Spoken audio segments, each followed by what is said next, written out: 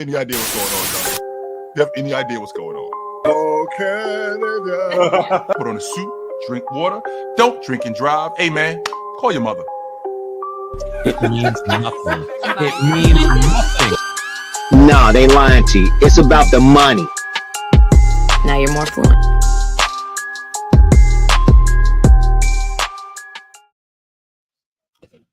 What day is it today?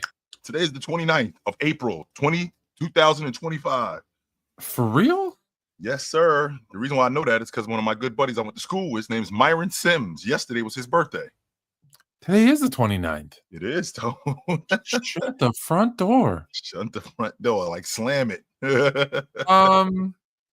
So I had today being the 28th, and I am incorrect. That's Wrong. crazy. No. You know what they say, the days just like, blend all in together. Like, what's today? May 3rd. Wait a minute. Wasn't it just Christmas yesterday? What are we doing? Yeah. What's happening right now? And I I saw the 28th. I'm thinking to myself, okay, I did a show yesterday, so all right, that's what that was. But no, this is it was definitely for this one, but yeah, okay. I don't know what to say. Mm-hmm. It happens. How you been? Running good, Tony Tone. It's the playoffs, brother. It is the playoffs. We got action. Okay, let me start. I have stuff. Obviously, I've got 3 things that I want to go over that are just we need to discuss. Okay. We've got I want to say, let me count. 1, 2, 3, 4, 5, 6, 7, 8, 9 topics. Mm-hmm. But you said something at the end of the NBA season. And we don't always agree. We don't. People think we do. We do not. Me and Tone, me and Tone have actually had drag out. Yeah. We've had drag out fights before, just so you guys know. That's why we've been together for as long as we've been together, just so y'all know. However, you said something and I couldn't agree with you more. And I want you to kind of just put it out there again. Greatest NBA season ever. Mm-hmm. That's what you said. Mm-hmm.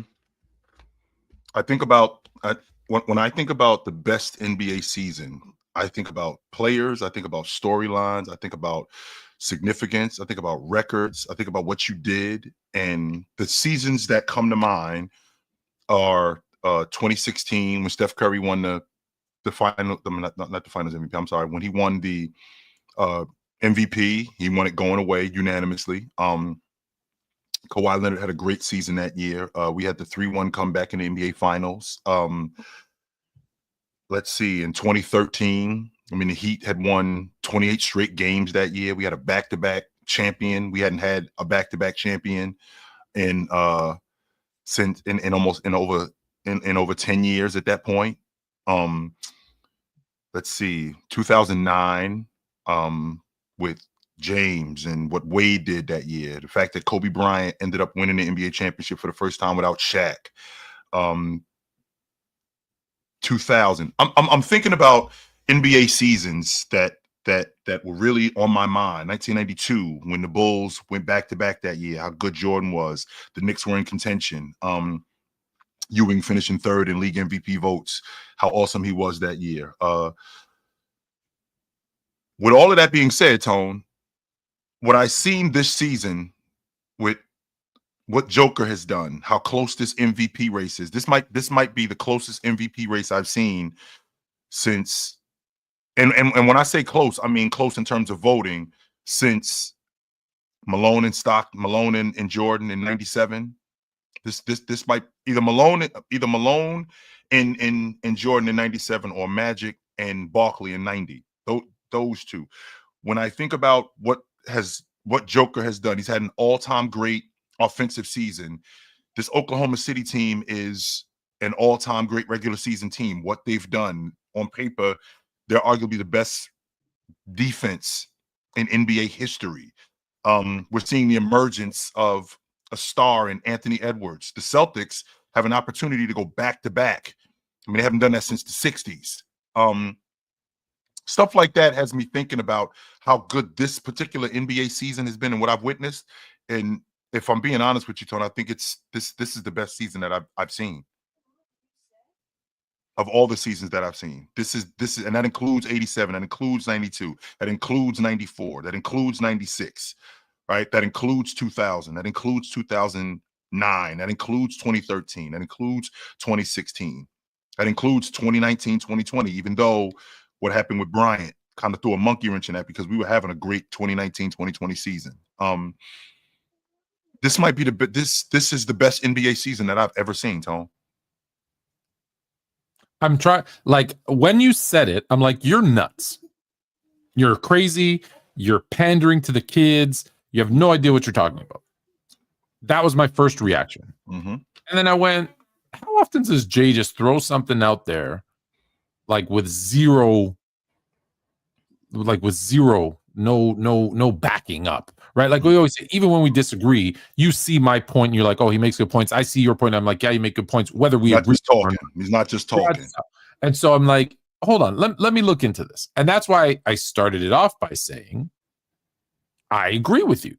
Because when I went and looked and I went through the seasons, and look, there's seasons that I like better, like when, you know, the Lakers were front runners and the Lakers were winning championships. And of course, it's Showtime Lakers, etc. Mm-hmm. Kobe and Shaq. Like 2001, whoo, that was my year. I take, and you know what I do? I take myself out of it and I look at it objectively, and I'm like, damn, I said this to you at halfway through the year. There's a ton of guys, and I always say there's like 3 to 5 superstars, but there's a ton, there's like a dozen guys who could be superstars. Yep. There are, as much as I've said, and you know, since last season, I think the Celtics are repeating, and I still believe that. Yep. There's 5 or 6 teams that have a legit shot.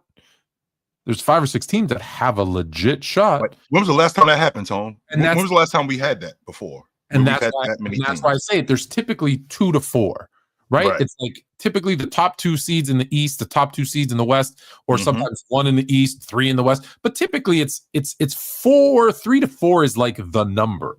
Right.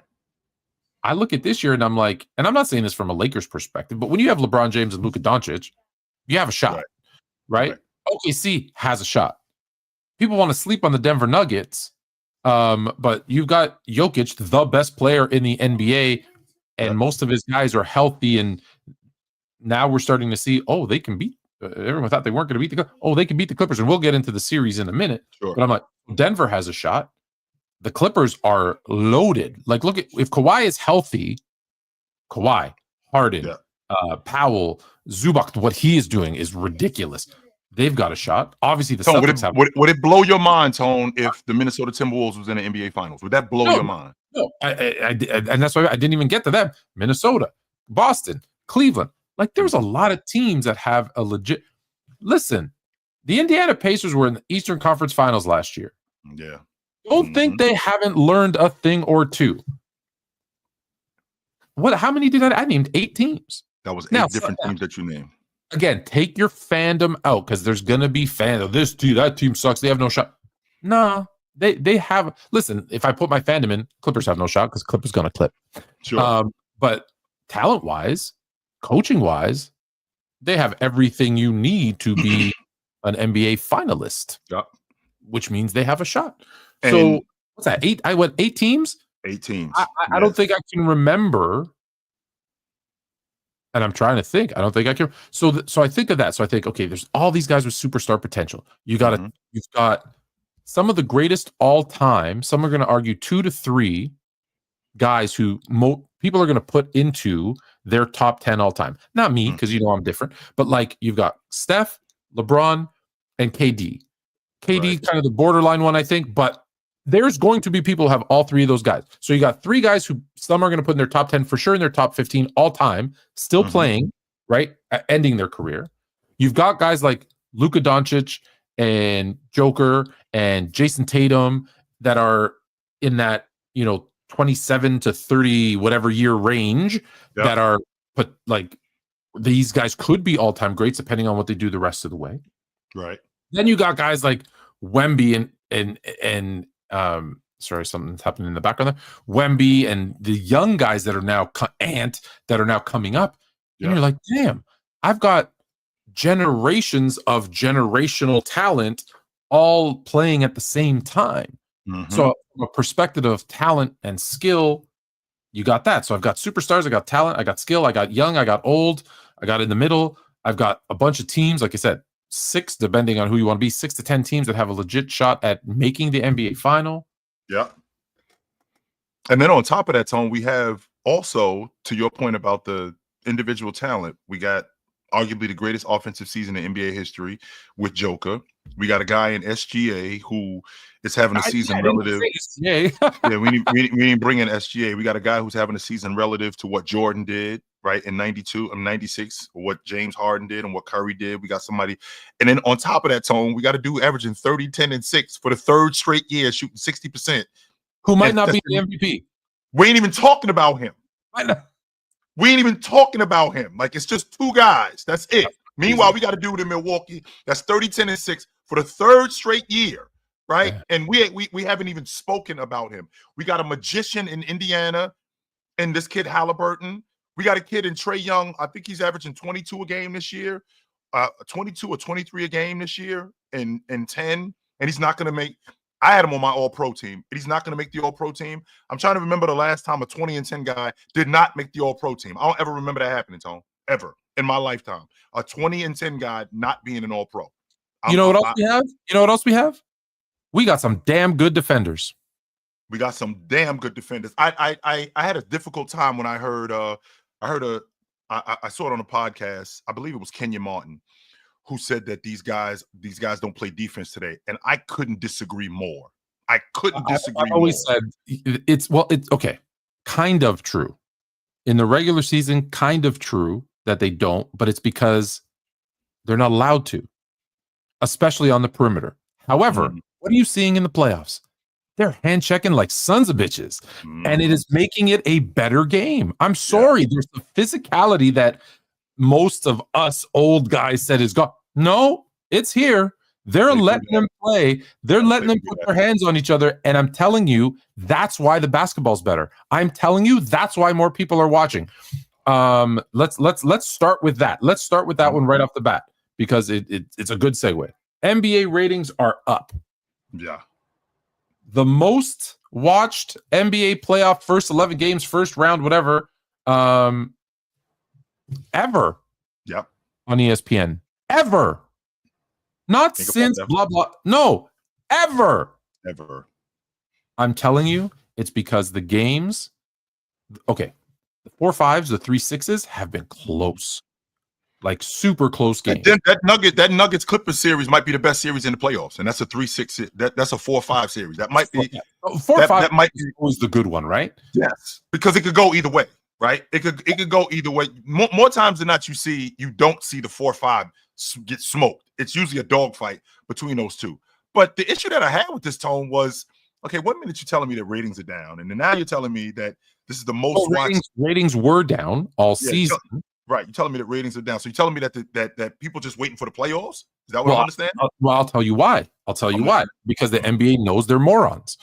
In the regular season, where did you watch games? I don't know. This game's on ESPN. This game's on NBA TV. This game's on Mama's cable. This game you can only stream on Hulu. This game's over here. That game's over here. There's guys in Cleveland who had I saw the guy he posted it on X. He goes, I have NBA League Pass, NBA TV, Elemental P, QRSTUV, Amazon Prime, and he goes, and in Cleveland the game's blacked out. Same thing going on here, Tone. Same thing happened down here in South Florida. He shows the picture. Oh well, listen, it was probably a good idea that they blacked it out. You didn't want to watch that anyways. And it's like, and he shows the picture of his TV screen saying, "Oh, this has been blacked out in your area." Mm-hmm. That's not. Whereas in the playoffs, it's happening a little bit, but less. Yeah. Like you can go and watch every single playoff game. So now they're like, okay, I don't have to do all these other weird things to get it. I can go watch it. I can go watch, because where do you want to watch your team? Where do you want to watch the game? I want to watch the game in my family room because it has by far the biggest TV. Right, I got 100 inches of liquid liquid HD 5K whatever the UHD. Like that's where I want to watch the game. Love my laptop. I don't want to watch the game on my laptop. No, I don't want to watch it on my phone. I'll do it if I have to when I'm traveling and I'm out and whatever. But I want to watch it on a big screen. So now I get it. Smart TV. I can do that with all the streaming services too. But you know how much easier it is to just ABC, bam. Yeah, let's go. ESPN, bam. All right. Like it's just easier. And I think when you have a good product, when you have super talented players and you make it easily accessible, shockingly, the numbers People go. Watch. How about that? People are watching. And please don't leave out, Tone. It's not just people are watching just because. I mean, it matters that the Knicks are in the playoffs and the Knicks are good. It matters that Detroit is in the playoffs and Detroit's good. The Celtics are in the playoffs. The Lakers are in the playoffs and they're good. Even the Clippers, that market is a big deal. To have both the Lakers and the Clippers in the playoffs and both of these teams are really good, that's huge for NBA ratings. Huge for NBA ratings. The fact that Cleveland is back in effect, and there's plenty of people, myself included, who would say I couldn't care less about Cleveland. I didn't watch them when they had James. He was the only reason why I was watching them. I was not watching them for any other reason. Even when they got Kyrie Irving and they got Kevin Love, my main focal point was James.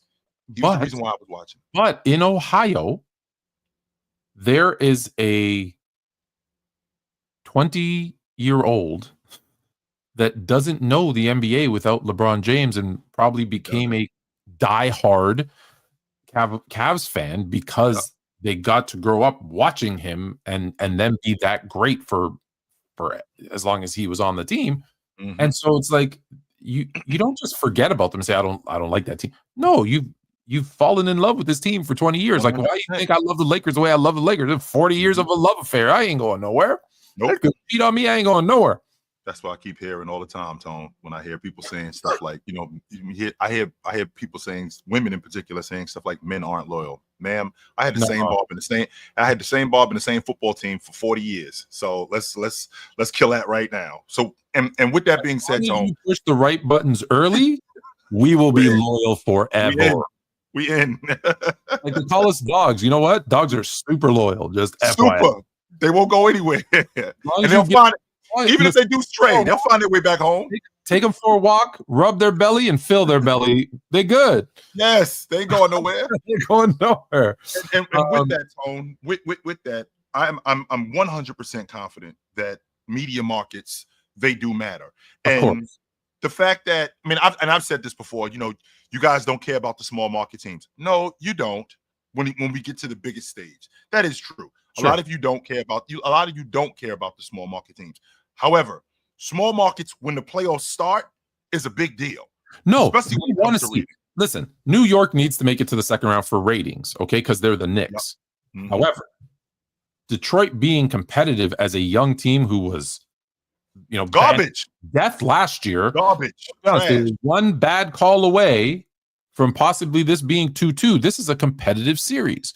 Yes. People are going to watch that, but you need the Knicks to go on. I'm just talking strictly for ratings because I want Detroit. I picked Detroit. I want Detroit, but Knicks need to move on. That's something that it's interesting because you've got the close matchups that I said, the 3-6s and the 4-5s. But let's be honest. Have you ever turned away from a train wreck? No. When you see the Cavs, when you see the Cavs stomping on Miami by 55 points to close out the series. They were up at 60. They were up by as many as 60 at one point, Tone. I couldn't turn away. I was trying to turn the game off. And then you realized that heat culture is dead. I was trying to turn away, but I couldn't. It was one of those. It was like, remember those shows back in the days, Tone? Trash TV, like reality TV. Yeah. Jimmy Jones, Jerry Springer. As much as I tried to turn it off, I just couldn't. And that was the same thing going on last night with the Miami Heat. Because I'm thinking, okay, they got them down 60. Can they get it to 65? Can they get it to 70? This is what I'm thinking. Can they throw them in? Because when it got to 35, I was like, all right, can they get it to 40? Sure enough, they got them 40 in the hole. Well, can they get them 50 in the hole? And of course, there's plenty of people like, all right, I've seen enough. I don't want to watch any more of this. Not me.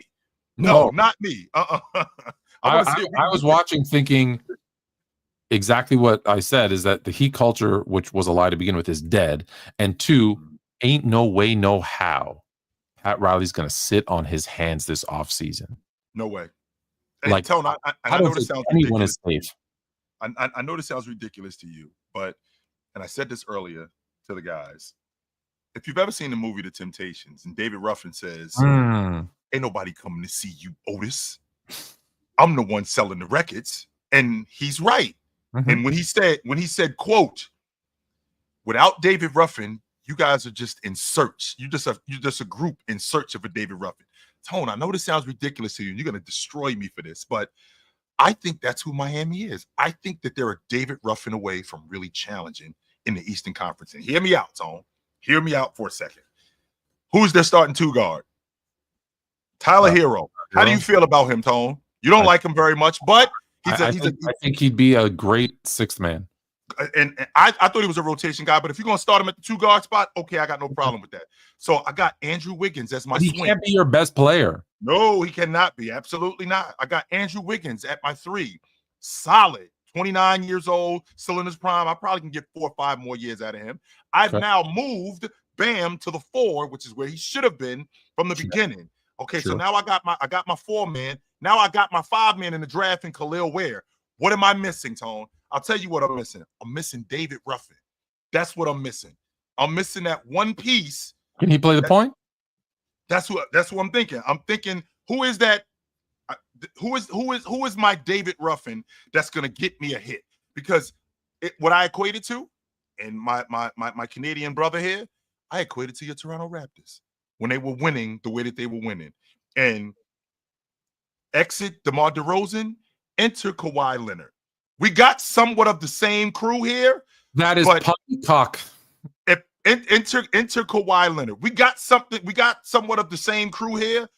The question is lie. That's a lie. What are we missing? That's a lie. We're missing Kawhi. They're missing Kawhi Leonard. And LeBron to leave. That's what they're missing. They're missing Kawhi Leonard. If you can plug in, and I don't mean Kawhi Leonard. No. I mean their point guard version of Kawhi Leonard is what. That's what I'm thinking about. I'm thinking if they can get that, I don't think they're that far away, Tone. I don't. You think if the trade had gone? Now here's the thing. I think he might be done forever. But had they made the trade and got Dame, what did they have to give up though? That's my $1 million. Like, they were Duncan Robinson and Tyler Hero, which is why they said no. And then which is then you're looking for 2. But I think the Dame injury, I think, throws a monkey wrench into it because we may have seen him play his last game. That being said, I feel like Pat Riley has built this team on guys over exceeding expectations, right? A bunch of undrafted guys, late round picks, right? Like that has been Miami's thing. Mm-hmm. I have a feeling that the way that they lost this series to Cleveland, there's no one in their right mind except for maybe you who thinks they're one piece away. I think they're like, we're done. We need to say if there's the young guy, you say where, okay, if he's the only untouchable, maybe, although I doubt that too. I think it's Spo's gone, Hero's gone. If we start over, Tone, everybody got to go. Everybody got to go. Wow. So I think they need to just, when you see those people running down the shelves of the grocery store and pulling everything off the shelf. Yep. Just I hope that wasn't a dollar bill. It looked like money. Was that? No. That's what I think. That's what I think they're going to do. Mm. To your point, could they piece together something and be competitive? Sure, but are they one player away from being better than the Cavs, who just beat them by 55 points in the game 4? No. Are they one player away from beating the Celtics? No. Heck, are they one player away from being the Knicks? And the answer is no. Right? Like, okay, you put Jaylen Brunson, take him off the Knicks, put him on the Heat. They're still losing to the Cavs. And I'm glad you brought that up, Tone, because number one, you being the businessman that you are, you can appreciate what these teams are going to look like next year. I don't think we're going to see the same Boston team next year. I think we're going to see a completely different Boston team next year. Not only I don't think the only person whose contract is up, I think, is Porzingis and Drew Holiday. Drew Holiday, and don't forget too, Tone. They go into the second apron next year too. Don't leave that part out. Yeah, well, they don't need to use anything. And they don't need anything. But not only do they go into the second apron, you are aware about Evan Mobley with the extra $45 million. Cleveland goes into the second apron next year, and you know what it looks like when you're trying to win an NBA championship with these small markets like Cleveland. These things get expensive, and they get expensive fast. So with that being said, I'd be more worried about Cleveland. But I think that we're going to be looking at different units, way different units next year. And not only are we going to be looking at way different units, we're going to be looking at teams because of what the CBA looks like and the second apron looks like. We're going to be looking at units who are going to want to dump some of these salaries. Because to your point, Tone, if I got a $300 million tax bill, and by the way, this $300 million tax bill, this is on top of my payroll. This is on top of me paying everybody that I have to pay. On top of that, I got a $300 million tax. Sorry, I pulled it up. So the only people that are actually up next year for the 25-26 season who are not under contract of any kind is Al Horford, who I think you can get on the cheap, but also he's 137. Luke Cornett, who again he was making $2.8 million this year. It's not like he's getting a huge raise. Torrey Craig, who was $1 million. Throw-in. Yeah, he was a throw-in. And Drew Peterson. That's it. Now, I'm glad you brought that up, Tone. Everybody else is under contract. Yeah. What are we looking at in terms of our salary cap next year? Right now, without re-signing any of those four guys, they're at $223 million. Okay, so $223 million, Tone. Now, think about it. The salary cap, I think this season was, I think it was 147. 147. Okay, so 147. Next year, if that's what we're looking at, but they are 200 this year anyways. Right. Again, to my point, are we going to keep doing this? Because next year, again, Tone, for every dollar that we're over, we owe $3. So yeah, I get that. But here's what I think happens though. It's you're bringing in right, like okay, Sam Hauser, sure, is going to be a casualty. Sam Hauser is going to go get paid. He's going to go. He's already under contract for 10, 10, 11, and 12 over the next 4 years. So they're going to move that $10 million and say, hey, we need to, distribute that over three guys who are making 3, 3, and 3. And again, that it puts them at that $200 million mark. And I think they're comfortable. I think they've shown that that's where they're comfortable being. This is Boston. Like I say, I think you're right. I think Cleveland might be a different conversation.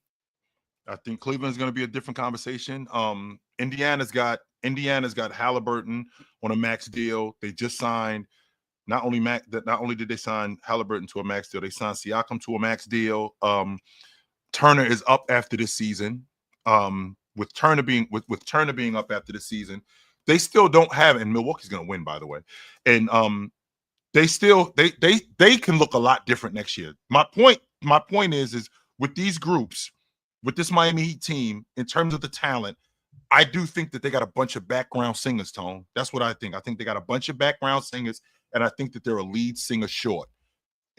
But the problem is that you're not going to be able to keep this group together. So if you're not going to be able to, if you're not going to be able to keep this group together, then we may have to just break this whole thing up. Because Tone, they lost by 37 in Game 3, and they lost by 55 in Game 4. They didn't lose. They got destroyed. Right. And you know how I feel about getting swept. So when you lose, when they lose by that much, how can you possibly think they're one piece away? The reason why is because, Tone, I watched your Toronto Raptors get swept twice in 3 years. Twice they got swept out the playoffs. Mm-hmm. And I'm thinking to myself, you know how I feel about getting swept, Tone.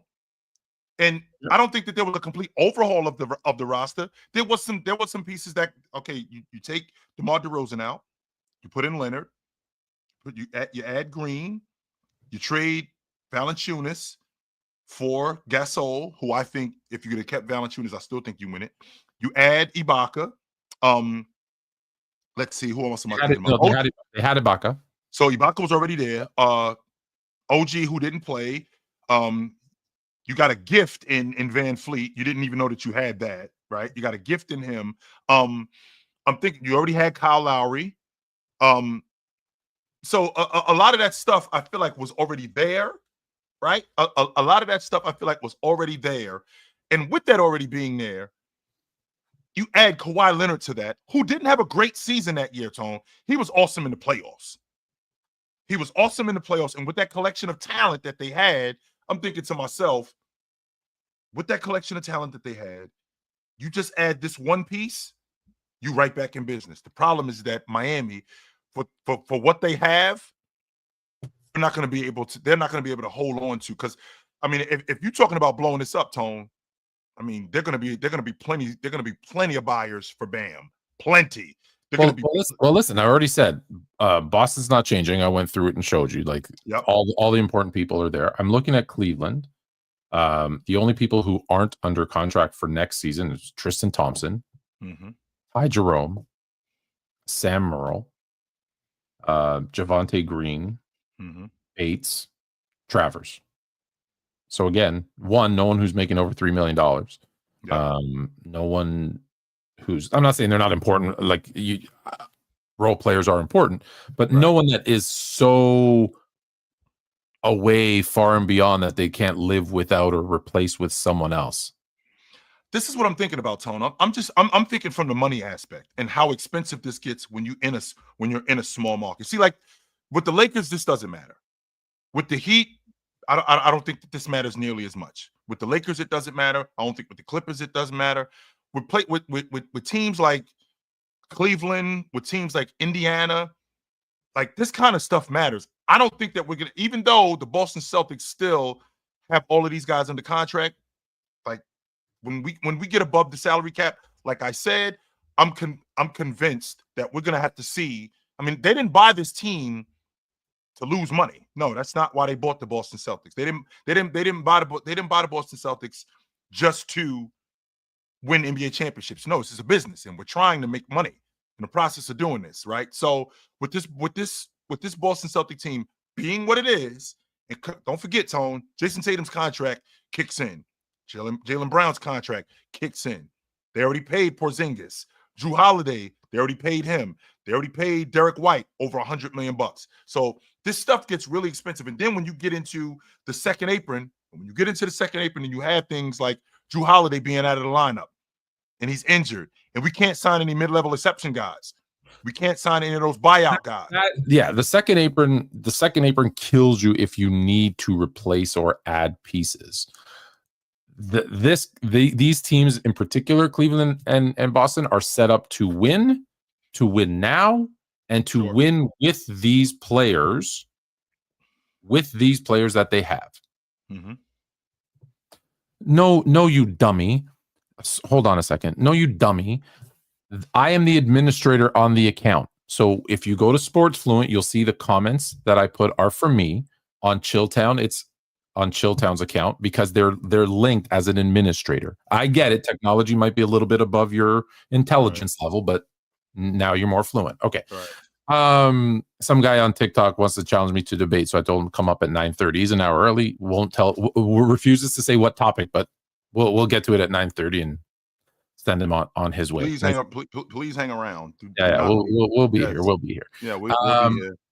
What's up next? All right, so let's end the Heat culture thing before poor Johnny's probably. I'm glad he came, but I'm sure he's struggling right now. Is Heat culture dead? That's really the question. I don't care if you don't have till 9:30. That's when we do the debates. I told you right in the comments, 9:30. Come at 9:30. You don't have time, then you're ducking. Then you're scared. You don't want the smoke. Come at 9:30 or beat it. I don't know what to tell you. What exactly is Heat culture though? That's the $1 million question. What exactly is it? That's what I'm trying to figure out. I'm still waiting for a good answer. Yeah, what exactly is Heat culture? Heat culture is, being professional, playing hard, diving on the floor for loose balls, holding yourself accountable, holding each other accountable. Like all of this stuff is, I don't think that that's something that other teams aren't doing, and I don't think that that's something that the Heat aren't still doing and won't still do. No, I just think that I don't know. I didn't. Did you see a lot of toughness, a lot of grit, a lot of fight in a 55? No, they got choked out, right? They 100% got choked out. There was really nothing that they could do. But I want to say this, Tone, because I am not a fan of I am not a fan of people who call other people out. I'm really not a fan of that. So this is what I want to do. I want to get to this. Since you're here, right? Since you're here, come on up here. You greatest. Since you're here, we'll stop the show just for you. You come on up here, and you got smoke with my man. Come on up here. Let's do it. Let's do it right now. We can get back to what we got to get back to. 100%. No problem. We can definitely get back to that. Come on up here, and let's get to the bottom of it right now. Whatever it is, click the link, and you and my man. Let's get to it. But anyway, Tone, like I was saying, as I was saying, I think Heat culture is just a way of life. I think that this team, I think from a talent standpoint, I don't think that is indicative to what I don't think that takes away from what Heat culture is. They tried to play hard. Tone, they ran into a superior Cleveland Cavaliers team. That's really what it is. You think that they're 55? You think they're 55 points better than the Heat? I don't think any team, to be honest with you. When you watch that game, did you feel the Heat were like in it, or did they look defeated? I think that they 100% look defeated. They did. Yeah. I'll get with you later, Rock. Rock, we'll get with you later, brother. Listen, Tone, this team, I'm not going to say that they look checked out. I'm not going to say that. But when you run up on a great team like what Cleveland is, they have a tendency to make you look worse than what you really are. I don't think Cleveland is 55 points better. I don't think any NBA team is. No, I don't. Not consistent. I don't. 55 points for any other team. But Tone, they get. Johnny, let me ask Johnny, because he says Heat culture is real. It doesn't guarantee winning. Okay, but it guarantees effort. Was there effort in Game 4? Do you feel? I'm asking you, Johnny. Do you feel that there was effort in Game 4? Which I was about to, and I was about to say that too, Tone, because it looked like Cleveland just came in and they just stepped on. They just straight stepped on the Miami Heat, right? Hey, greatest, listen, don't ever come back here again. We called you. We asked you to come up here. We put the link in the chat. We asked you to come up here. There it is right there. And you cheesed up. You straight cheesed up. And you've been talking this shit to my man for quite some time now. So don't be in his comments no more. Don't be in his comment section no more. None of that nonsense. We asked you to come up here. You wanted smoke with him. We're here. I actually put the link in the chat for you more than once, more than twice, and you did, and you straight cheesed up. Don't be in my man's comment section no more talking about he's running from smoke, because you're the one that's ducking the smoke. We was here for you, and you straight cheesed up. Don't come back here again. Don't. And I disagree. Come back here again. I think you wait till 9:30, but okay. Right. Johnny, come up. If you can't explain it in the comments, come up, because I do want to talk about Heat culture. I didn't want to be honest with you, Tone. I really didn't want to. I just did that specifically for him. I want to stick with the theme of the show. I just don't like when I know. That's all. I'm of a different belief system. I say you wait. This is my show, and you wait your turn. But yeah, listen. I always say I'm open. I'm open. All right. Next up. Yes, go ahead. As I was saying, I think that Heat culture, I don't think that it's gone away. Yesterday, Tone, I saw a focused Cavs team that came in and looked at Miami, said, this is what you guys are going to get. And if you guys aren't going to play, we are going to destroy you. I haven't seen, and I said this earlier, Tone, I don't think I've ever seen Evan Mobley get into the rim that clean. In the whole season. I'm talking about playing against Charlotte. I'm talking about playing against Washington. I'm talking about playing against the Trailblazers. I'm talking about everybody that he played against, Tone. What seed was Miami? Remind me. The 8 seed. No. What seed was Miami? They were the 10 seed after all this thing. And what was their record? I think they were like 8 or 9 games under 500, something like that. They shouldn't be in the playoffs. They shouldn't be. That's not a playoff team. It's not. They should. I knew the answer, Johnny. I knew they were 10th. That's why I asked. They're the 10th seed who are games under 500. That's why I get the play-in is a look. I think the play-in should only be played if you have teams that are over 500. I think the play-in, honestly, if there's a team in the West that's over 500 and the 8th seed in the East is under 500, they should have to play each other, and the Western team can steal that spot. I don't think Chicago should have been. I don't think any. I think if you're under 500, you shouldn't be in the playoffs. Yeah. When has a sub 500 team made noise in the playoffs? When has a sub 500 team made noise in the playoffs? I can think of maybe once, and it was 40 years ago. I think Seattle was in the Western Conference Finals in '87. They were 6 games under 500. Four games under 500. Oh, so 38 years ago, I was off by 2 years. Mm-hmm. That's the last team that I can remember in terms of making some real noise. I never want to see this in the playoffs ever. They beat them by 55, yo. In a closeout game. In a closeout almost 60. I hate it. And swept them out the playoffs, by the way. Like it wasn't a situation, Tone, where like, okay, we got them in game 7 in our building and we just had everything go right.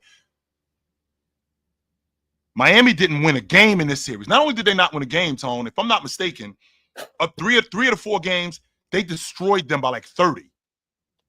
I think they had a plus 33 net rating per 100 possessions, right? I think they had a plus 33 net rating, which means that they were plus 30. They were plus 30 for every time they scored 100. Give me a break, man. That's wow. Crazy. That is nuts. It's the type of thing, Tone. Because they did make some history. They did make some history. Yep. Cavaliers first ever sweep. Is this correct? First ever or first since? Since. First since LeBron. Yes, because James Cleveland swept Toronto in 18. Yeah. Okay. They swept Toronto in 18. They swept Toronto in 16. No, I was going to say first ever without LeBron. Yeah, without LeBron, yes. Before LeBron, did they ever? Nope, with Mark Price and Doherty, those dudes. Never swept anybody. Never, not one time. The first sweep without LeBron James in Cavs history is what I was thinking. I'm of the belief, and I'm not even going as far as to say a playoff series. I'm going as far as to say just a game, just one game. Like this is the kind of game, Tone, that gets coaches fired and players traded. Just a game. If Eric Spoelstra didn't have, I think, the reputation that he has, he'd be fired. He would have been fired already. He still might get fired. Mm-hmm. He still might get. Listen, this might be a game that gets Pat Riley fired. Well, he is 80. What is he? 82, I think Riles is. And that might be. Listen. People are going to think this is blasphemous coming from a Laker fan, but I guarantee you there are conversations happening in a boardroom or on a yacht somewhere where they're like, listen, Pat's been amazing for us. And he has legendary, all-time great, Hall of Fame. We got it. All the great adjectives you want to put on him.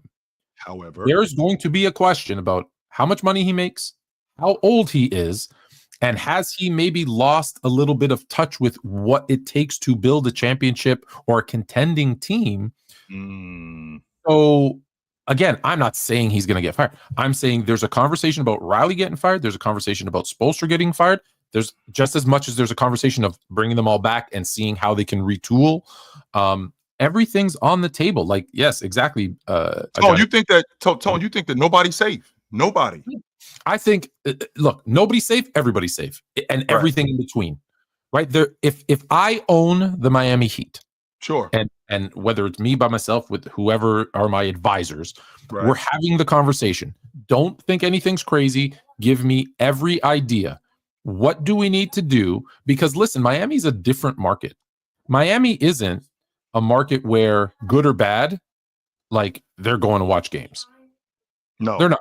They're not. This isn't Minnesota. This isn't Milwaukee. No, it is not. They have to be. There's so much to do in Miami that they have to be. Listen, I don't have to say they have to be title contenders, but they're definitely like they need to be good. They need to be like you want to go watch a good game. Sure. And let's be honest. For the record, as you know, I went down to that game versus the Clippers. The Clippers, yes, when I was down, and it was great. It was it was amazing, and the facility was phenomenal. The people inside the building, FYI, sucked ass. It was the worst group of like ushers and people that I've ever ever, and I've been to almost half of the NBA stadiums, I want to say, maybe a few more. It was the worst experience actually of any sport ever in that stadium. But the facility was beautiful. Everything else was really nice. The game was great. The seats were awesome. Like blah, blah, blah, all that good stuff. But there were so many empty seats because it's Miami. There's so many things pulling your attention away that they have to be good. So if I'm the owner and I'm like, hey, I need to figure out, how I'm going to make sure that people come to our games. Well, reason one is that we're good. And right now, this didn't look good. This didn't look good. So everything's going to be on the table, including Pat Riley, which could propel them. It could drop them back. Like, who knows? Well, the reason why I'm having such a difficult time with this, Tone, and even everything that you're telling me is legit. These guys are sitting in this boardroom. The suits are sitting in this boardroom, and we need questions answered. We just got smoked. And not only did we get smoked, this is bad for business, right? This is bad for business. But Pat Riley has been the staple of the Miami Heat for 30 years. He's been down here since 1995, Tone. It was 30 years ago, right? 30, and I know, I know that I might be holding on to something that probably I shouldn't be holding on to anymore. But Riles has been down here for 30 years. And yeah, maybe it might be time to move on from Riles. And I have to come to accept that. Like, this isn't, Pat Riley, you suck, get your ass out of here. More than it's, Riles, I think it may be time. It just might be time. And listen, let's be clear. They're not going to fire him. Right. But it might be, okay, what is he? President of basketball operations? Okay, you're going to move into executive of, sports entertainment. You're a consultant. Or just go retire. You 82. What are you doing? We're going to bring someone else in to do. It might be Spo even. We're going to bring Spo into the general manager role, and then just the way that you built up like this, we keep moving everybody up, and that could happen. And it not necessarily a bad thing. Like, look, Boston did the same thing, right? What was it? Danny Ainge brought in Stevenson, then Danny Ainge moved on. Stevenson moved up. Like, it happened. Listen, Red Auerbach was fired, which is how he ended up running the Celtics. Like, let's not forget, they fired him, and that's how he ended up in Boston, and he did pretty good. So, like, crazier things have happened. Crazier things have happened. Again, not saying that it will, but I'm just saying there will be that conversation. Speaking of conversations, this conversation has been going around lately, and I want to get your take on it, because my take is that I don't give a damn who the 100 are, that gorilla is going to kill you. Have you seen this? Tone, what I like to do, because I actually was thinking about making a post about this, but I'm thinking to myself, right? I'm thinking to myself, do you guys understand how strong gorillas are? A silverback gorilla. Do you have any idea how strong a silverback gorilla is? I don't think you have any idea how strong. Just so you know, Tone, just their bite alone, it's 13. Because I actually did some research. It would rip right through you like a hot knife through butter. Well, that's what I was about to say, Tone. Their bite, just a silverback gorilla, an adult silverback gorilla's bite is 1,300 pounds per square inch. Let me hold on. For the people who haven't seen this before, let me just, because I know that's good information, but hold on. Yes, This is the premise of this is 100 men, hand-to-hand combat, no weapons, versus one adult male mountain gorilla in a fight to the death. Who wins? Okay, so now you can continue. No weapons. So we're clear, Tone. A silverback gorilla, his bite is 1,300 pounds per square inch. The average human, his bite is 160 pounds per square inch. That means that a gorilla could literally bite your head off. Literally. Now it doesn't matter. I've always felt like it doesn't matter how many you get. It matters who you get. So, Tony, if we got 100 dudes lined up, the toughest dude in the group, he walks up to the gorilla. That gorilla will snatch his arm off his body and crack his skull with it. Once the other guys see that, Tone, I'm willing to bet at least 90 of them are like, nope, I'm out. I don't want nothing to do with this. I'm gone. That was my point. So here's the thing. Forget the fact that Gorilla could bite right through, like literally rip your head off, like you biting the top off of a Mr. Freeze. Yeah. They can lift 10 times their own weight. They're already 800, 600 pounds. So they've already got the weight over these guys. The 100 guys can't all get on him at the same time, right? Because he's going to be throwing them off. He's going to be using one to smack the other one. And the best point that you just made was that one. Is the second he rips through and kills the first 3 or 4, there's a scene. Have you ever watched the movie? Tom Cruise played Jack Reacher. So not the TV series, the movie. Yep, I've seen it. And the girl comes up to him and says some nonsense, and he calls her a whore. And then she gets her brothers, and he's like, listen, just walk away. Time out. I can't believe Milwaukee's going to screw this up. There's no way that they're going to blow this, Tone. This is incredible. I'm watching right now. They're going to blow this. They were up 2 possessions with 14 seconds, and they're going to blow this. I'm so sorry, Tone. They're going to lose this game. Timeout. They're going to lose. Look at this. Tyrese Halliburton right down the gut. Game over. I didn't want to ruin it for you. I already saw it. I'm ahead of you somehow. Incredible. I can't believe that they just did this. This might be the worst choke job. This is incredible. No way. Get your Milwaukee. This is incredible. Get the hell out of here. I'm so good on Milwaukee. No way, Tone. I can't believe I just watched that. There's no way that I just witnessed that. No way that I just witnessed that. That is the most ridiculous thing that I've seen in a long time. These guys are up 2 possessions with less than 30 seconds. All you got to do is make free throws, take care of the basketball, and let's get the hell out of here. There's no way that I just seen that. 119, 118, 119, 118 is the official score. Pacers eliminate, which I picked, by the way. I didn't pick it to happen like this. I'm not shaking hands with nobody. I'm gone. I'm not shaking hands. You should shake hands with Doc Rivers because he should get another job. I'm out. I'm out of here. I'm not shaking hands with nobody. This was incredible what I just saw. So let's pause from the gorilla for a second and ask this. Where does Giannis play next year?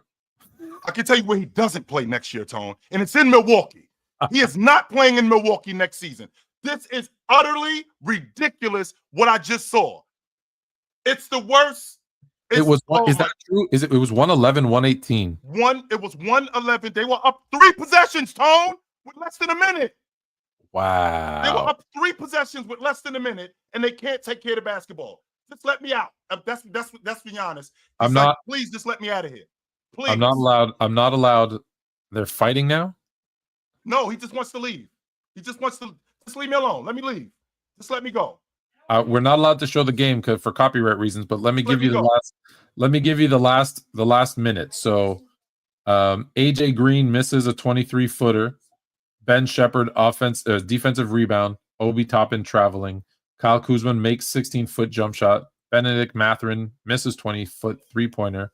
Kyle Kuzma defensive rebound. Jericho Sim makes 2-foot alley-oop dunk. TJ McCollum misses driving floating jump shot. Man. Oh yeah. That's horrible. Oh wait. That's the most ridiculous. Hold on. I'm lying. Hold on, I'm lying. Here we go. There we go. I'm starting from 111, 118. Where is it? What the hell did I just witness? There's no way that I just seen that. No way. There's no way that I just saw that.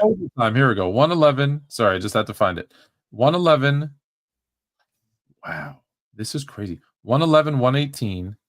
Here we go. There we go. Nemhard makes a 3. Makes it 118, 114. Walker. No. Oh, Halliburton makes a layup. 118, 116. AJ Green misses. Everybody just missed. Halliburton makes one of one. 117. I don't know if I can. Get it back. Driving layup. Gary Trent misses a shot. Oh boy. There's no way that I just saw that. No way. I just saw that. I'm just glad that I got to be right. There's no way I just saw that. No way. There's no way that I just saw that. No way. Pacers, listen, Pacers were in the Eastern Conference Final last year. There's an opportunity. That shit is terrible. Take a all right, minute. Tone, I'm back. You want to get back to the regular, or you want to move on? Tone, I have such a difficult time, and I've always been this way. I have such a difficult time with watching people who have things. I have such a difficult time watching people choke. I have such a difficult time with that. I am not one of these people who marvels at people choking. That shit boils my blood. I can't handle that. I have a real difficult. I can handle a lot of stuff, Tone, but to watch somebody who actually has it and just choke completely. Yeah, Tone, you just told me when you're up 7 with 1 minute to play, that's and you can't get one, and you manufacture one bucket for a win. We don't need no more points, Tone. We don't. Or stop. We don't need no. All we got to do. Don't give up threes. Don't foul. Make free throws, and let's get the hell out of here. And they gave up a 3, gave up an and 1 for another 3, and then turned the ball over. And turn the ball over. They did everything they can't do. And turn the ball over. This is incredible, man. I like I said, Tone, I have a really difficult time with watching people choke. I do. I can handle that you're just not good enough. I can handle that. That part has never really bothered me. You know what? I'm just not good enough. But when you have it, like you just said, Tone, 118, 111 with a minute left, we're pros. I'm giving you the benefit of the doubt here. We are pros. Elimination game. Would you rather lose by 55 or lose like that? Get smoked. Stomp me. Completely stomp us. I'm down to get stomped out by 60 and lose like that. I will get stomped by 60, Tone, before we lose like that. That is completely and utterly unacceptable, because all that is us just not being smart. Us just going to pieces. That is unacceptable, Tone. Oh my goodness, man. I didn't say anything. The reason why I didn't say anything, because I'm watching out the corner of my eye while you're talking to me about this. And while I'm watching out the corner of my eye, Tone, like it's +7, and then it goes from +7 to -4. Yeah, fine. I'm thinking, ain't no big. Yeah, it's 18 seconds. It's still a 2-possession game. You're good. Ain't no big deal. And then Trent turns the ball over, and I'm like, okay, all right. I mean, it's still a 2-possession game, still with 18 seconds on the clock. And then even if they score, we still get the ball back, and all we got to do is make free throws. We don't need any more points. And then for Trent to turn the ball over again. Oh my goodness, Tone. That's incredible. That is incredible. And if you think for 1 second that I'm putting this on Doc Rivers, you are high. And you are high on something that you can't get on the street. 100%. You are high on something that they don't sell. Hold on. I'm not putting this on Doc Rivers, Tone. No, I'm not. I'm putting it on Doc Rivers for the simple fact that he shouldn't have even been coaching this team, and he's not a good coach, and he's never proven that he is a good coach. So I'm sorry, I'm not going to let him off the hook either, because sure, the players still got to play, but like you need to be calling the timeouts at the right time, need to be, getting them in the position to, that Dame is out. So that's what the coach is there for, is to, hey, we're up 7. You need to calm the troops. You need to make sure they need to know what to do. Look, they still got to go out and do it. Players, coaches get too much credit and too much blame, I think, because the players still got to go out and play. Yes. But it's not like Doc Rivers was this great coach that I'm like, wow, I can't believe that one of his teams blew this. Are you surprised that one of his team blew this? And the answer is no. No, because they do it all the time. It is. In this particular situation, it is. Even though it's a Doc Rivers coach team, and we've seen him blow 3-1 leads, and we've seen him go to pieces. So I'm not surprised. Here's the difference. If there's any coach that's going to coach a team to this, it's him. You got to take better care of You're laughing because you know it's true. That has nothing to do with coaching, man. Trent getting the ball in the backcourt, that has nothing to do with coaching. Trent catching the ball on the wing and the ball rolling through his legs, that has nothing to do with coaching. What do I do? Do I the guy you want getting the ball at last second of a game? Well, he's the reason why they were big. He's the reason why they were in the game the way that they were in the game. But But with that being said, if I see that happening, do I get Trent off the floor? Is that something that I do? I don't know that I get him off the floor, but I say, hey, who are the most sure-handed guys? Okay, is it Giannis? Is it Lopez? Is it whoever? And look, I get it. You lost your closer, right? That's why Dame was brought in, to be that guy to close out games. So someone else has to step up. I don't think it's Trent, but Tone, is this retribution for how they did Adrian Griffin? that's kind of nice.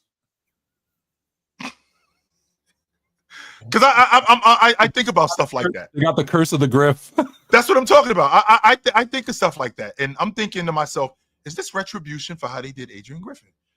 And if now you believe in that stuff, yeah, I do. I 100% believe in what come around, go around, and the fact that they did Adrian Griffin the way that they did him. This is now. Although I would be okay if you hired me for however many millions of dollars and after 20 games fired me and still paid me for the entire contract. So maybe it's not that bad. He's never getting a job again as a head coach. No, he's never getting a job as a head coach again. That's what I'm thinking. I'm sorry I threw us off the track. I just never seen anything like this. That's some of the most ridiculous nonsense. Why we're here is to react during the games while we talk about other stuff. That's so some of the most ridiculous stuff that I've ever seen. Let me see how much time we have in the next game, so we know what. No, this game just started, so I don't got to worry about this being a choke job. No, I don't. We got Pistons and Knicks. Yeah, in the third quarter. Right. Pistons up. Man, that was a tough. Okay, that get the call right. I hate that. I hate how that ended with Hardaway being fouled on that three. Sure. Because I said this is a 7-game series and it should be in. The Pistons. I hope they are able to come back after that, because it's tough when you lose a game like that as a young team. That's tough. Now, to be fair, Tone, you're one of my good friends who is very transparent. And why wasn't the whistle blown at the end of that game? Would it be possibly because that kind of stuff was going on throughout the course of the game? And a foul in the first quarter isn't a foul in the fourth quarter. So if that was going on in the first quarter, stuff like that was going on in the first quarter, I can't blow the whistle in the fourth. We know that's not true, though. We know that's not true. The reason that they let it happen in the first quarter is they think there's enough time to make up for it. Sure. But at the end of the game, the idea is that you get the calls right. And we want the call to be right above all else. Unless you're a fan of a certain player who everybody on Twitter said, even though he lied and said the hand was part of the ball, you can clearly see that's forearm and wrist. Yes. And they're like, where did this UFO angle come from? How come they've never shown this before? No, they've had it for years. And you just don't like the outcome because it was your favorite, not you, the people who were complaining. And I'm like, so you want them not to use the camera angle that they have at their disposal to get the call right? You want them to get the call wrong? And like, there was guys literally replying going, yes, I wanted them to get it wrong. So when I saw this angle, I was like, that's a foul. When I saw this angle, that's the first thing I said. I was like, that's a foul. No way is this call gonna stand. That's gonna get overturned. That's 100%. That's a foul. It's a foul. And that's the first thing I thought. And the second thing I thought was, where did this camera angle come from? I don't ever remember seeing this camera angle. But then I reverted back to what I'm seeing, and I'm seeing he clearly got hit on the wrist. That's not hit. That's not on the ball. That's clearly on the wrist. That's a foul. And I'd much rather you get it right. Now, don't get me wrong, Tone. What we do when you're dealing with instant replay. For the record, hold on. Let me get rid of this picture for a second. Yep. Just for the record, that is not the first time you've seen that camera angle. There's a million pictures from that camera angle. A million. You just don't remember. I don't remember. To be honest with you, Tone, I don't remember seeing that. It's never been in the last few seconds of a game. And that glaring, that clearly was a foul, because 9 times out of 10 they would have caught that foul in the first place. And it was a combination. It was a calamity of errors, right? JJ Redick, who we applauded for his coaching, playing his 5 starters for the whole second half, moron. James going scoreless in the fourth, having a turnover, the foul, the whiffed three that he should have driven. Like it just snowballed one bad decision after another after a bad play. And even the play where he kicks it to Reeves, like it's a hot potato for Reeves to shoot the last second shot. It's like, dude, shoot it. Right. They missed Luka's foul too. Absolutely. They missed Luka's foul. And so I'm okay. If you complain about that, I'm good. But don't complain that, oh, why'd they call that on James? Well, where'd they get their camera angle from? No, complain that they missed the foul on Luka. I'm good with that because they totally missed the foul on Luka. I just don't remember seeing that kind of angle, and that because we've seen the eye in the sky, like just like we've seen the eye in the sky in instant replay when guys catch the ball off the rim and dunk the ball, or guys go to the rim. No, but that right there, that's a freeze frame, and it's obvious that it was a foul because, like I said, as soon as they showed that, my first thought was that's a foul. Blow the whistle. That is a foul. You can't act like you didn't see it. No, like that's a foul, yo. You can't. Yeah, look, NBA really pulled out the Area 51 cam. No, I just showed you 100 pictures from that angle. They have that angle. Damn. Man, all right, let me hit this up real quick. Bucks really just choked, man. I'm shocked. Why? I'm blown away by this, Tone. Why are you shocked? It's a Doc Rivers coach team. Nah, Tone. Even Tone, that's just so not fair. What have you always told me? I've known you for like however many years, and you always tell me use that Maya Angelou quote. When people show you who they are, believe them. He has shown me he's the guy who coaches teams to choke. What the hell happened, man? He's had, I think someone mentioned in the comments, he's had more Hall of Famers than Phil Jackson and has one ring to show for it. James Harden, Paul George, Kawhi Leonard, Joel Embiid, now Giannis, Kevin Garnett, Ray Allen, Rondo, Dame, Paul Pierce. Oh my goodness. He's got two full squads, Hall of Famers. And he doesn't get them one at a time. It's typically 2, 3, 4 at the same time. It's the kind of stuff that really this stuff doesn't fascinate me. It doesn't, because I as a former player, to see a team go to pieces like that when they were already counted out anyway, like they weren't even supposed to be in this game. Like Indiana had these dudes in the chokehold, and for them to come back, oh my goodness! Just think about it. The one game they did win, he had to get 37 from Giannis and 37 from Gary Trent Jr. He had 30 and 10. He had a triple-double tonight. He had 30 and 18 tonight, 30, 16, and 12 tonight. He's about to get paid. I liked him. When he was in Toronto, I like his game. I think he came over from Portland in the Norman Powell trade. And I always liked him because he's a guy that come off the bench to score. When you need him to put up points, he can. And that's what he did. So let me just quickly end on this one quickly. Yep. You had said something that was very, very important. You said once the gorilla starts like ripping off a couple of people's heads, the other guys are going to turn and run, and that's the biggest moment. And I brought up the movie Jack Reacher, where Tom Cruise is telling the guys, "Listen, you don't want to fight me, get out of here." And they challenge him. He goes, "Well, you better pay your bill before we go outside." And so they go outside, and he goes, "All right, let's go." And he says something about, have your friends hold your jacket. He goes, "Oh no, my friends aren't here to hold my jacket. It's all 5 against 1." And he said, "Well, it's actually going to be 3 against 1 or 4 against 1." He goes, "Why is it that?" Yeah, because after I knock out 4 of you, the 5th one always turns and runs. And what happens? Knocks out the first 4, the 5th one turns and runs. And I'm just like, that's what's going to happen. Like, they're going to think they're cool and they're going to rush this gorilla.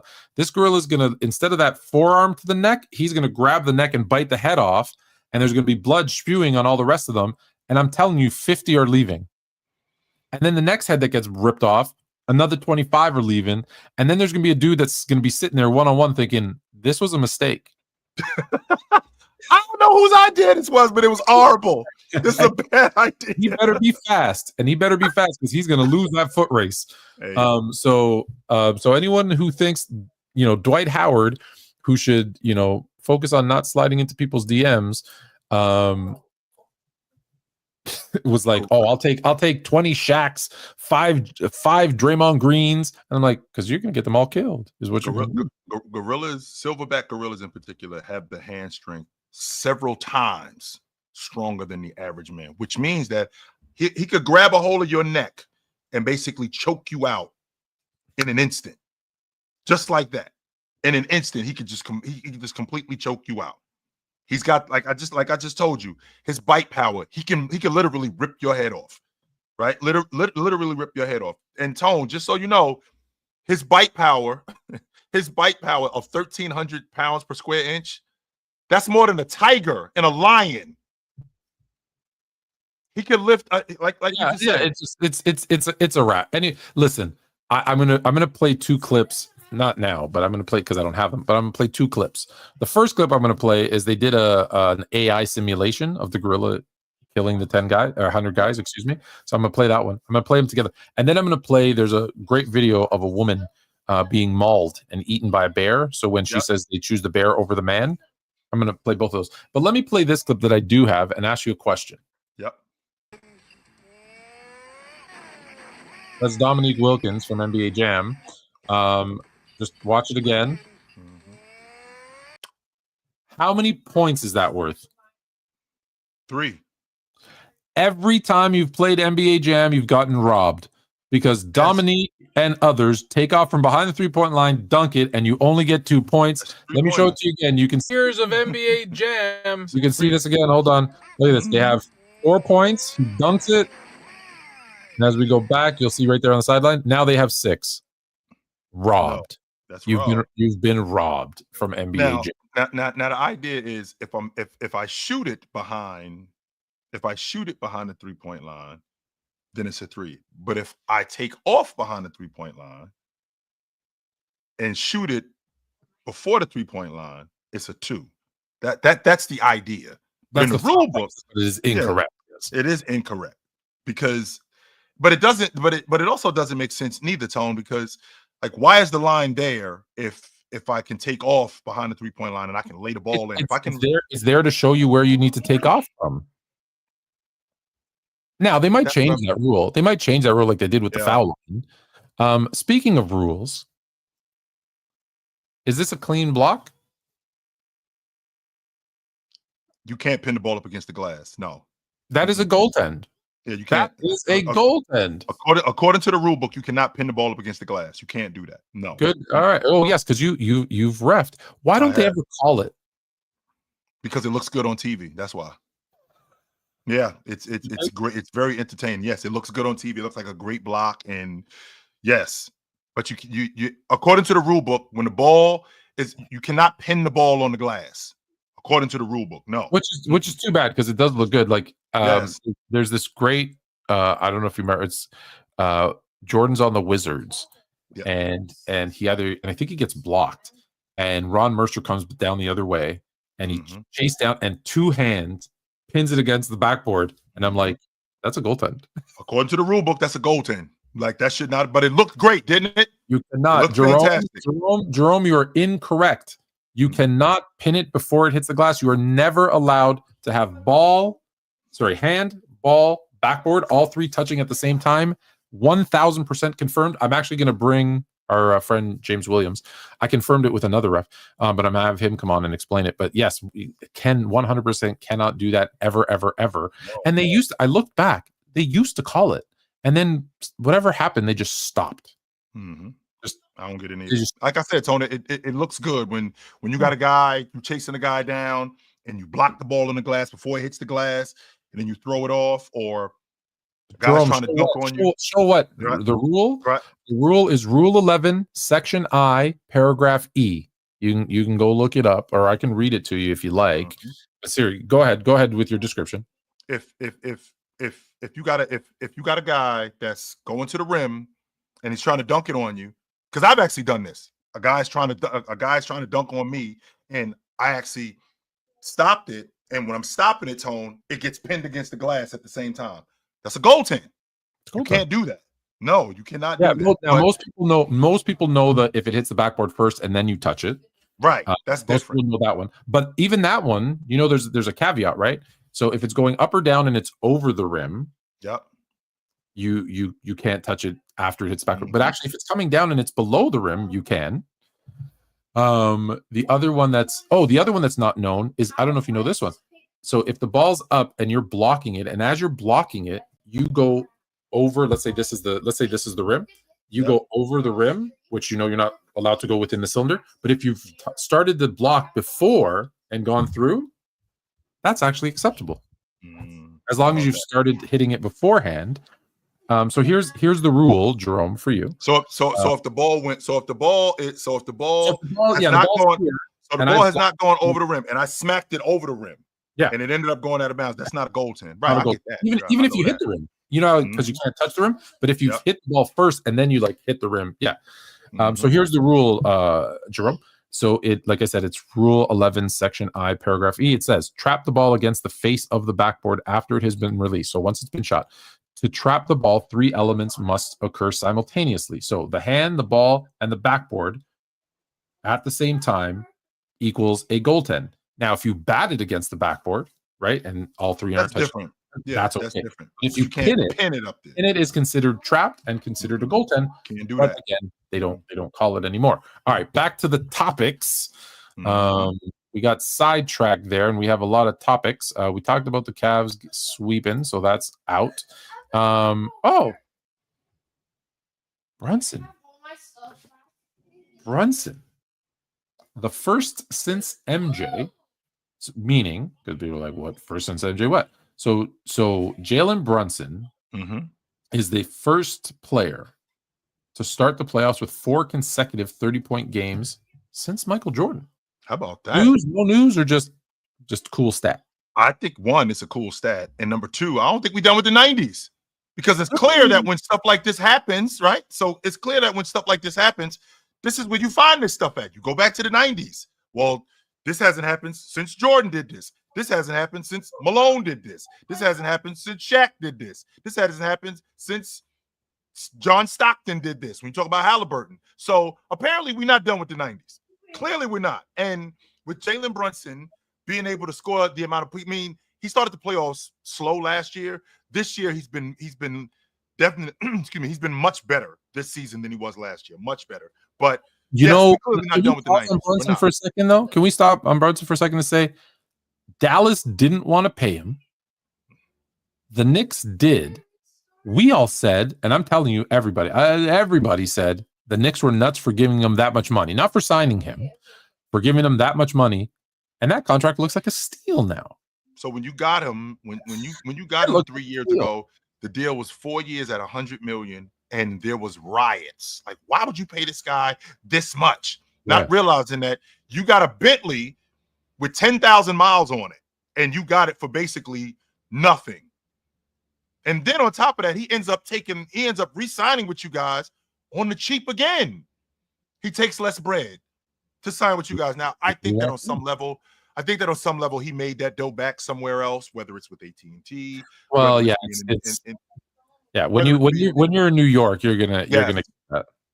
That's what I'm thinking. In that kind of media market, he's not leaving that much money on the table. No, on some level, he made that money back. Now, where he made it back, I think I definitely think it's in endorsements. But I've never really been a big fan of point guards who shoot a lot, and I never will be, to be quite honest with you. That's why I wasn't a huge fan of guys like Tony Parker. But with that also being said, we live in a different era of lead guard, where in this era of lead guard, you have to be able to score.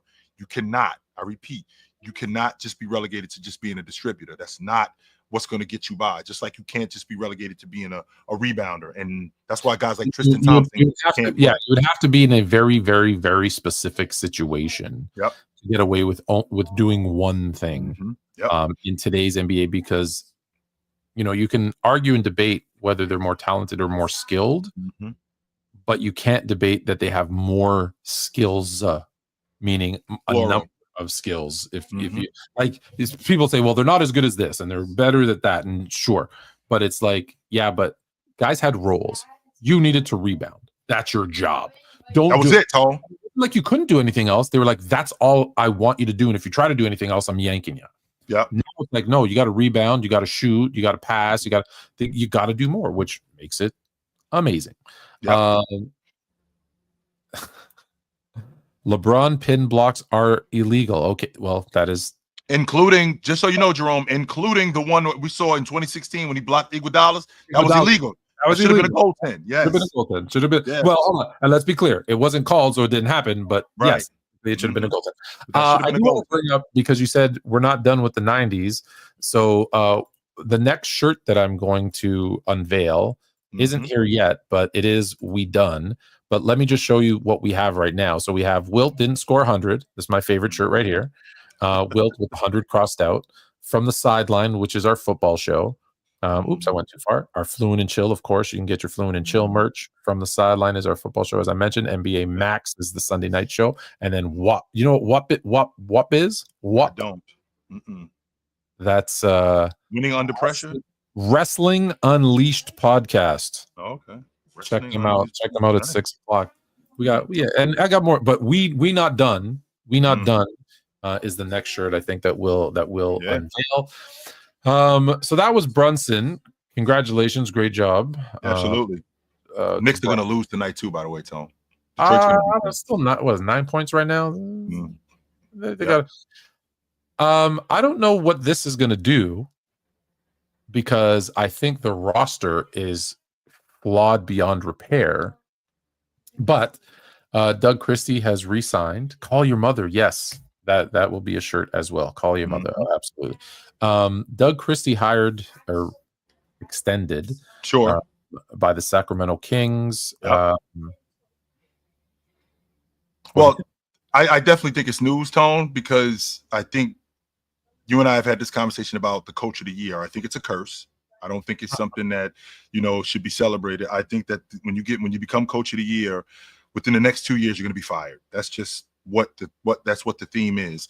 But I think that Sacramento has a plan when it comes to their coach. So instead of them moving on with somebody else, bringing in a different system, they already have a guy who's already been, under their umbrella. He's familiar with the players. They're trying to develop certain players. I think it's going to take a while, because I do think that there's some guys that they do need to get off of. To be quite honest with you, Tone, I'm good on the DeRozan, Zach LaVine experiment. I think you're going to lose Sabonis in the offseason. And the reason why I think you're going to lose Sabonis in the offseason is off the strength of Sabonis needing some clarity on what's going on. Now, remember, Tone, he's not asking out. What he is asking is for some clarity, right? And what I always equate conversations like that to is, your lady who's asking you, okay, what are we doing? I ain't saying that we breaking up, but like moving forward, where are we going here? Are you going to marry me? Is this is it? Are we going to be living in the same apartment? I mean, what's going on? And I think that's what Sabonis is with Sacramento. Like, what's the plan moving forward? Because what I'm not going to do, Tone, is I'm not going to waste my prime years here in Sacramento when you guys don't have a plan. We already lost our point guard in De'Aaron Fox. That's already happened.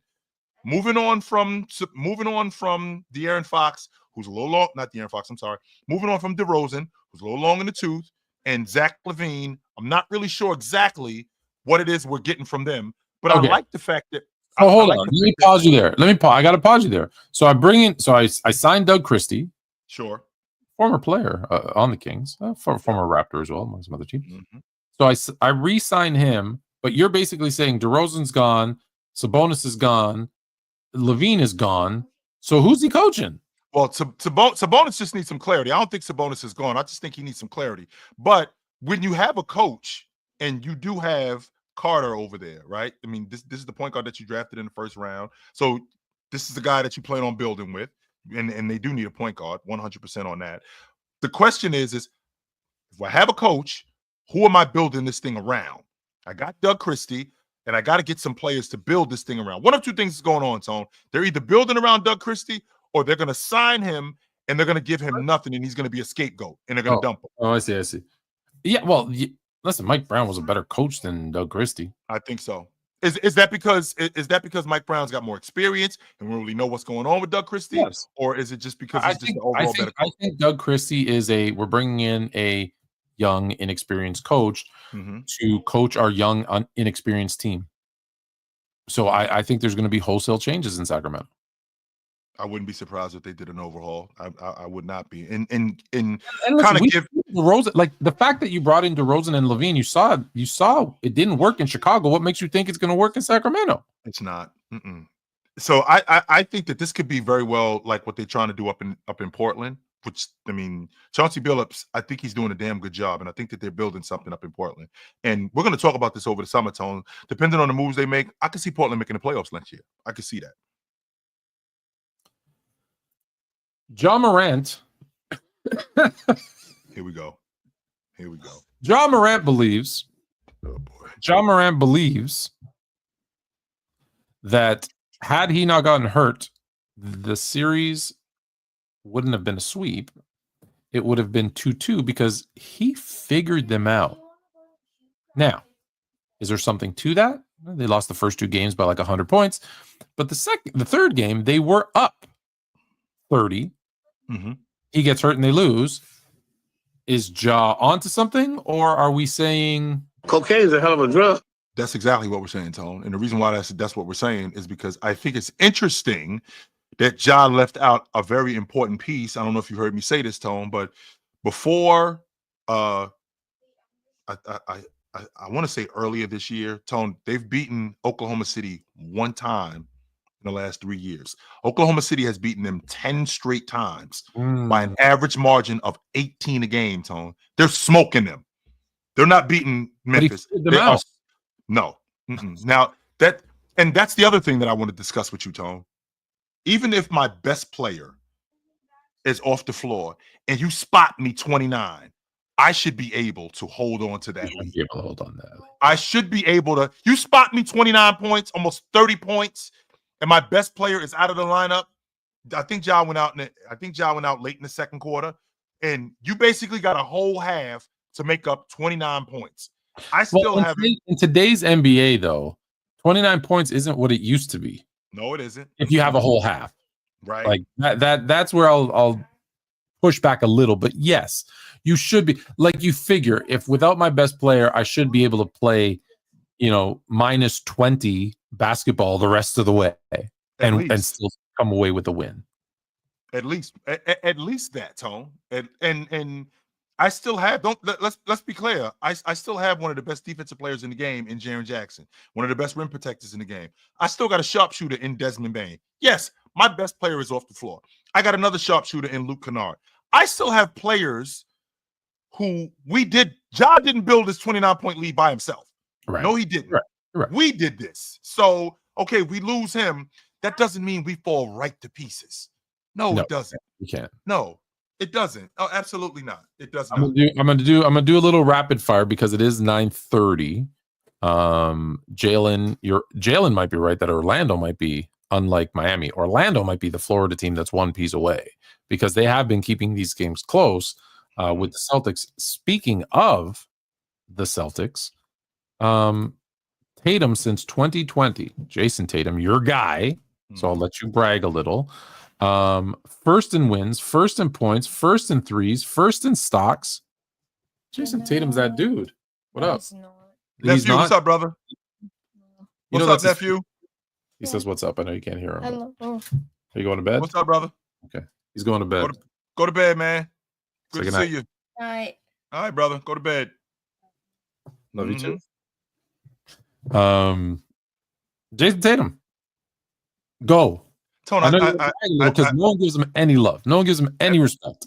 I wonder if all of that stuff that you ran down, like second in rebounding, second in assists, and this is since in this decade. Let me give you the full list. Let me give you the full list. First in wins, first in points, first in threes, first in stocks, second in rebounds, second in assists, third in steals, fourth in blocks. That's since 2020 in the playoffs. There's no one who's going to be anywhere close to that many top 5 finishes. And by the way, in the 2020s, this is the same 2020s that Giannis is in, Joker is in, and Curry is in, and James, and KD, and Kevin Durant. Not just Kevin Durant, but not Kevin Garnett. James Harden is in, right? These are Kyrie Irving, Russell Westbrook. All of these guys are running around during this time. He's doing this. Now, what you'll tell me is, well, he's on a bomb squad. Well, what if I told you that let's take Jason Tatum's name off of that. Let's put James Harden's name on that. Would it hold more weight? Would it hold more weight if we took Jason Tatum's name off there and we put Steph Curry's name on there? Would it hold more weight? Well, the reason why you don't want to give Jason Tatum the credit because he's the rich kid in school. That's who he is. He's the kid whose father comes to pick him up in the Porsche. He's the kid that has all the cool things. Is his real name Clarence? Did Clarence's parents have a real good marriage? That's who he is, unfortunately. Cranbrook, that's a private school. But the difference is when you tell me when you tell me that Jason Tatum has had the luxury of having quote unquote all these teammates in the super team, my counter to that is I still have to do my job. Yes, my job is less difficult when I'm playing with better players, but I still have to do my job. And not only does he do it, he does it at an elite level. I mean, we had a guy just last year who in the closeout game against the Dallas Mavericks went 30-10. Russell's the last guy to do that. Russell is the last guy to do that. They swept the Indiana Pacers the last 2 games. He went 30-10 those last 2 games. Now, of course, you're going to tell me, well, chill, you got to put some context to that. Okay, I will put some context to it. He's their best scorer. He's their best rebounder. He's their best distributor. He's one of their best perimeter defenders. He's their best offensive player. And he's proven that throughout the course of his career in Boston. As good as Jaylen Brown has been as a scorer, as good as Drew Holiday has been as a defender, Jason Tatum has been all of those guys rolled into one. And he's been it more consistently. More consistently. He's going to make first team All-NBA again this season for the 4th straight year. Russell didn't do that. So when I think about all the nonsense that's going on with him in tone, we're going to have a conversation, and I'm going to give it a little bit of time. And the reason why I'm going to give it a little bit of time, because I don't want to jump the gun here. But last year, and I'm pretty sure you saw this, Tone, but last year I had to listen. I was in front of a firing squad when Jason Tatum was building a house in the playoffs. Yep. Meanwhile, SGA can barely hit the side of a barn. And there's nothing going on about SGA. And Jason Tatum, for all intents and purposes, since he's came back from his wrist injury, he's averaging 37-12. 37-12, 4 assists, and 2 steals. So this guy is the real deal. He's always been the real deal. And the fact that you guys are so wrapped up in Anthony Edwards this and Luka that and LeBron James this, I can appreciate it because I'm wrapped up in these guys too. I did the same thing with Fluent Jr. when he told his father about Dyson Daniels. Told him I'm wrapped up in Herb Jones. I ain't paying no damn attention to Dyson Daniels, only to find out that we might be looking at the best perimeter defender in the game. We don't. So I understand that I understand where you guys are when it comes to James because you are enamored and you are wrapped up in these other guys. I get that 100%. But what you can't do is you can't discount what this guy's done. You can't do it. You can't deny it. So what you're saying is Jason Tatum's the real deal. So let's talk about someone who isn't and won't be on the Houston Rockets next year. Let me give you some numbers. Really quick before you give me those numbers, Tone. Quick before you give me those numbers. Bruce, just so you know, Jason Tatum was a conference finals MVP in 22 when they went to the finals, when they lost to the Warriors. He was a conference finals MVP. So as you were saying, Tone. 8-3-1. Story straight. 8-3-1. 9-6-5. 38-6-8. 7-8-2. 2-2-2. 7-4-3. 5-0-3. Those are the points, rebounds, and assists for Jaylen Green over his last 7 games. I'll repeat them. 8-3-1, 9-6-5, 38-6-8. Everyone's going to stick on that one. 7-8-2, 2-2-2, 7 points, 4 rebounds, 3 assists, 5 points, 0 rebounds, 3 assists. They sound like middle school numbers, Tone. When I tell no, middle school numbers, you put up bigger numbers. If he's playing now. When I tell you asked me a question. Why is everybody so down on Jaylen Green? Because he's not that good. It's so different. Like when you run those numbers down, it's so difficult for me to defend him because I actually like Jaylen Green. I know you do. I'm a big time Jaylen Green fan, and I like him. But I feel like when you show me when you show me that you could do something, Tone, I do expect you to do it. And that doesn't mean that when you give me 50, I expect you to average 50. No, but I know that you're capable of being a big time scorer when you show me that you can do something on a consistent basis. And when Jaylen Green gives me a month like he gave me in March, when he gives me a month like he gave me last season, right? Or when he's shown some improvement, like, but then the numbers that are the numbers that are being read off to me, like there is no middle ground with him. Either he's awesome or he is garbage. There is no in between with him. And when I'm getting 21 a game, which by the way is leading the Houston Rockets in scoring, right? When I'm getting 21 a game, what is it that Jaylen Green goes to? Well, when I watch him, there's times when I see him stick that mid-range off the dribble, 2 dribbles, and it looks great. There's times when I see him get to the rim and I see the flashes of how good he is around the rim.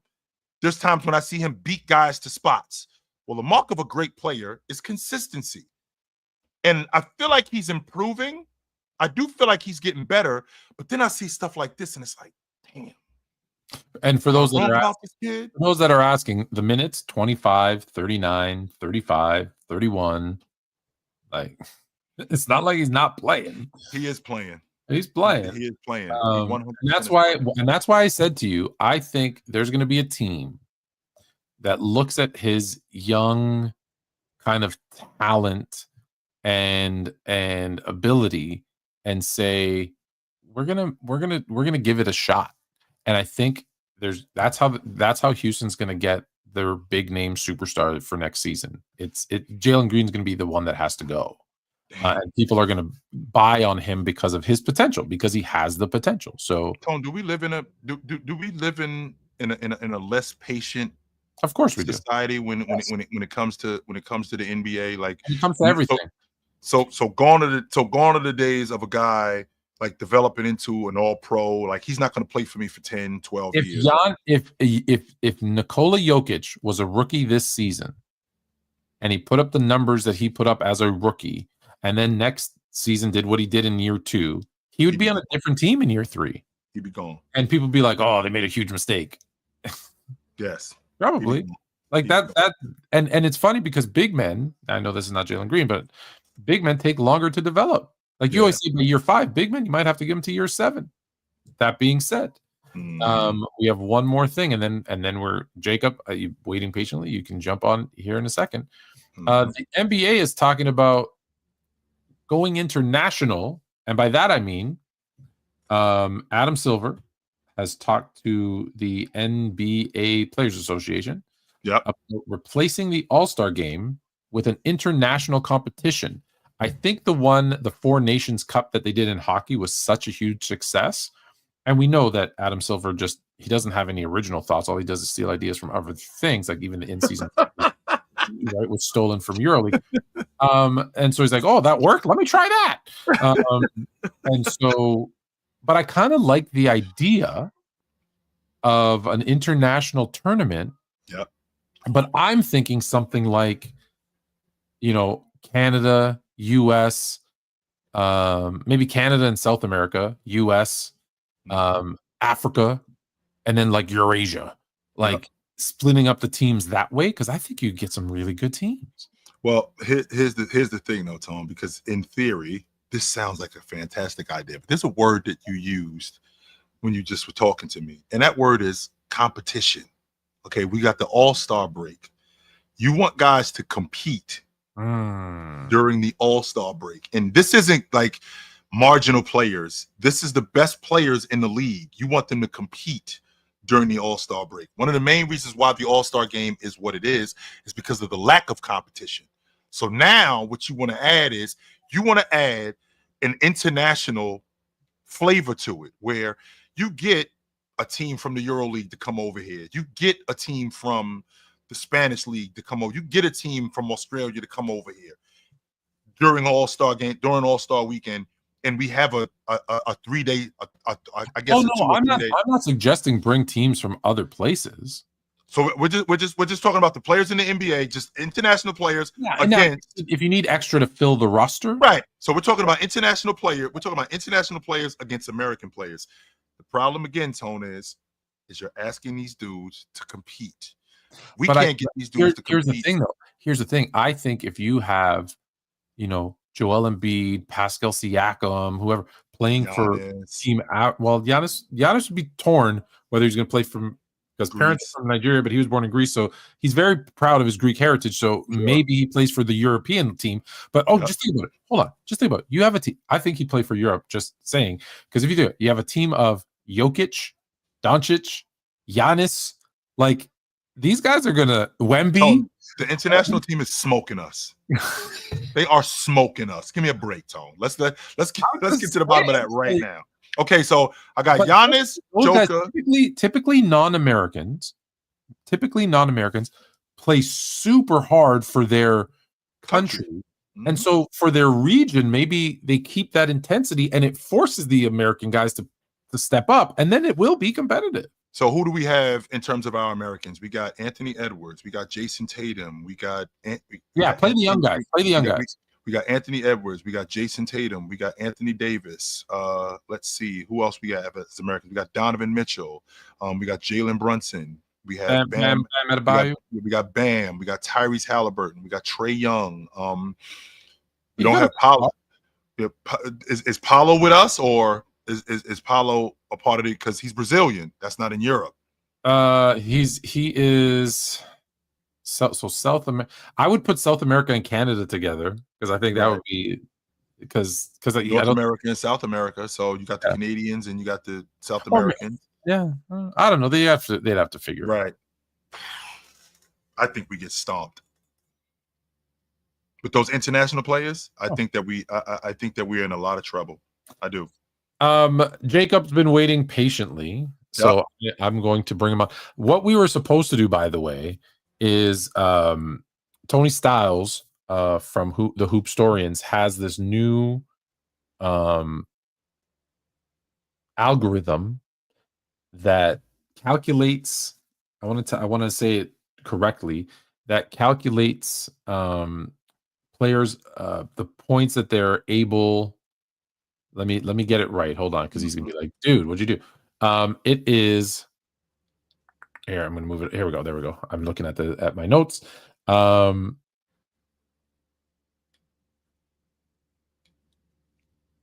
It's called the scoring opportunity percentage. So basically, it's every shot that they take, a 2, a 3, and a foul shot. So 2 gets a 2-point value, 3 gets a 3, and 1 gets 1. And it shows for every shot that they took, this is how many points they had the opportunity to score. So to make it simple, if you took 10 twos, that's 20. 10 threes, that's 30. 10 free throws, that's 10. So you had an opportunity to score 60. And then he compares that to how many points they actually scored in that game. And it gives them a percentage of how many of the possible points. So, for example, in 87, Jordan took 27 twos on average, 11.9 free throws, 0.8 threes. So he had the total ability to score based on his shots. 68.3 points were possible. He scored 37.1. So he scored 54.3% of his total shots. So it's this cool algorithm. He was supposed to come and premiere it on here. Because of a mix-up, he's not. So stay tuned. Go to Sports Fluent YouTube. Their show's going to come on at 10 o'clock. The Hoopstorians is back. Jacob's been waiting patiently, though. So, Jacob, what up? How's it going? You. How are you? So, did you both catch the end of that Bucks-Pacers game? I want to know why the Bucks looked so unorganized on that inbound, and Giannis holds it for like maybe a second and a half and gives it. Is that coaching? Gary Trent? Is that coaching, Jacob? I mean, they just called a timeout. I mean, right before we literally just got out the huddle. We went over this. But hold on. Like, if they hold make on. it, hold on. you have to run something. Here's why it's coaching. Here's why it is coaching. Because coaching is preparation. And I'm telling you, I've sat in on a few, not as many as I used to, but a few NBA practices. How often do you see them practicing inbounds plays? all the time. They was don't. In fact, Very Tone, much anymore. if I'm not mistaken, Tone, I asked you When I was there, why. they did almost none. I asked you inbounds underneath the basket in particular. Why don't they run any action to score? Because they just throwing the ball. They're just trying to get the ball in Yeah. on the inbounds. I often wonder that. Like, why aren't teams running actual action to get the ball inbounds? I don't get that. Yeah, I didn't The understand score, that. I I was mean, thinking not maybe to they the could ball get it, inbounds. Yeah. get a good look at least at half court. The last 5 practices I've sat in on, NBA practices, I haven't seen them work on any inbounds plays. I'm sure it happens, That's crazy. but the fact that I didn't see them not do it once, I was like, they just assume that everyone's just going to know what to do at this point. I think that's a mistake. And we're seeing it because how many inbounds have we seen get stolen in crucial moments? LeBron threw that one. Obviously, this one here. Like, you're showing it. We're seeing it all the time. Like, we might have to get. That's some of the worst shit I've Might have ever to get seen. back to basics. Tone, that's some of the worst shit I've ever seen, and I'm sorry I'm cussing, but that is unbelievable. I'm blown away by what I saw, Tone. I can't believe that what I just witnessed. That was incredible. Yeah, that was something else. And I was going to ask, so I want answers from both of you. Are you in or out on Kuminga? He's done. I think because I feel like he's falling into the Eric Pascal, the Jordan Bell type players where they're the kind of athletic wings that can show flashes of scoring the ball. They fall into that trap of being in a system with Curry and cannot grow. I'll tell you this: the Warriors are out on Kuminga because this was a game that he should have gotten minutes and he got none. And coach's decision. But I'm going to give him the benefit of the doubt, and for one and only reason, it's going to sound crazy. Fluent Jr. is still high on him, and he's a pretty good evaluator of talent. So I think he needs a change of scenery. But what we've seen historically is they do well for a little bit with Curry and that Warriors system. Then when they fall out of grace and go somewhere else, garbage. Never hear from them again. So never. Yeah. Well, do you think there's any team that could possibly maybe resurrect this game? And I think a team's going to take a chance on a young athletic wing, right? Of course. Like, yes. He will get a chance. He will get a chance. Yeah. Yes, no doubt about that. He will. Yeah, I mean, I wouldn't mind seeing him maybe in Portland. Yeah, but again, he's asking for a lot of money. Taking Jeremy Grant out the lineup, I'm good with that. Yeah. Well, listen, Miami and Sacramento are blowing it up, so he might get it. Yeah. But all right, you guys have a good one. I appreciate you, brother. Yes, sir. Oh, look, he's got. Peace and blessings. What's good, Tone? What's good, Chill? 100 versus the gorilla. Yeah. This is heat culture. If you had a depiction of what heat culture is, this is exactly what heat culture is right here. This is 100 heat players losing to one gorilla. Got you. Exactly. If we all believe in one another, if we all come together, we could actually accomplish the impossible. We could probably do something that no one ever thinks. And if a few of us sacrifice, well, in this case versus a gorilla. When has that ever happened? Huh? When has that ever happened, Jay? It happened. What you mean? It happened all the time, man. What you talking about, Jay? When did that ever happen, Jay? Come on. I mean, when did that ever happen?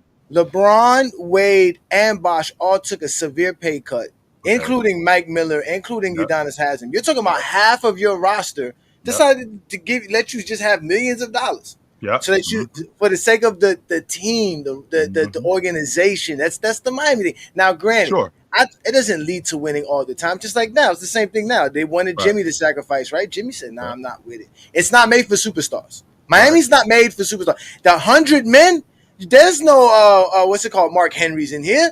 It's 100 fools, and they all gonna come together, and we gonna take the gorilla down. That's what we do in Miami. Come on, Chill. So we clear. Piece away. Now, I got a better analogy because I got an analogy that Chill could understand. Because you were talking about effort, right? Sports film. You were saying how the Heat didn't give no effort, right? I asked the question: did it look like they were giving effort when they lost by 55? No. I mean, obviously it looked bad, man. It looked bad. It looked real, especially to start off. I mean, I was driving and I got into my car so I can listen to it real quick before I got to the house. And the first thing the announcer said was, she was like, "Oh man, the offense is not starting off well." And I'm like, oh. I get to the house, I pull up. Turn on the television, 45-17. I'm like, oh. I'm like, yo, it's a wrap. But to give you guys a Chilltown analogy, Chilltown always like to use a woman's analogy or dating a chick analogy, right? It's almost like with the Miami Heat when we were going into Game 4. It's like, you went on this date with the hottest chick, right? Somehow you got here with her. You're on this date. It ain't going well. No, but what are you gonna do? But you on a date with a hot chick. You got a nice outfit on. You look good. You know what I'm saying? It's not going well. No, I mean, no, it definitely didn't go well. She's not gonna call you again. She probably gonna catch an Uber home. She catching an Uber home. She's not even coming home. Say you're going to the bathroom and you get in your car and you leave.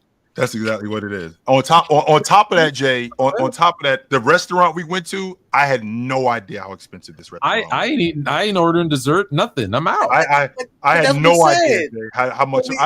This is way beyond my pay grade. That's why you just sit there and enjoy it, right? And then tomorrow, like I said, the next day you start you look at the wallet, you look at your bank account, you like, yo, I was bugging. What was I thinking? Wild as hell.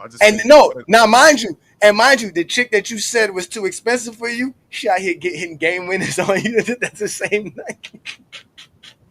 Jay, you go on your Instagram and her Snapchat, her story banging. She living the best life. It was bad. It was bad, Jay. It was. It 100% was bad. I think that we're in a space. Something has to change. We can't. We're not running it back. I do understand that. And not only are we not running it back, Jay, it's okay to tell an old man it's time. Y'all don't know Riley? I thought y'all knew Riley. Y'all see y'all wasn't done with the 90s. Y'all should know Riley better than this. Riley's not going out like this. Y'all know better than that. Listen, I didn't say he was. I said, but I guarantee you they're having a No, I agree. I agree with you. I agree with you. He's 82 years old, Jay. It's time. Come on, man. Come on, man. Can we 82. Chill has a character that plays a elder statesman, and we all know the elder statesmen believe in what they believe in. They don't, just like you stuck with the 90s. We done with the 90s. You don't want to be done with the 90s. We're not done with Riley. We're not done with Spo. You're done with the 80s. He's 80. Oh, he's 80. He's 80. And the reason why I'm not done with the 90s because you keep bringing it up. I don't bring it up as much. In fact, I'm just saying, I want to live in 2025. Nah, Riley. You know what's actually funny? No, Riley. He got to stay. He got to stay. Both of us agree that right now is the best era ever of basketball. That this was the best season we've ever seen, and it's not us that's talking about the 90s. It's everybody else. Yeah, no doubt. I still get hit up. That guy that pretended that he wanted to debate, but then his internet wasn't working. That guy came into my DMs saying, no, before this is how it all started. He came into my DMs on TikTok. He's like, "You think you know basketball?" I'm like, "Sure." Like I didn't know who he was. He's like, "You think John Stockton's a great point guard?" And I'm like, "Yeah, like I don't have him top 5, but I think he's a top 10 point guard of all time." Sure, of course. You're crazy. You don't know it. You think Dennis Rodman could score?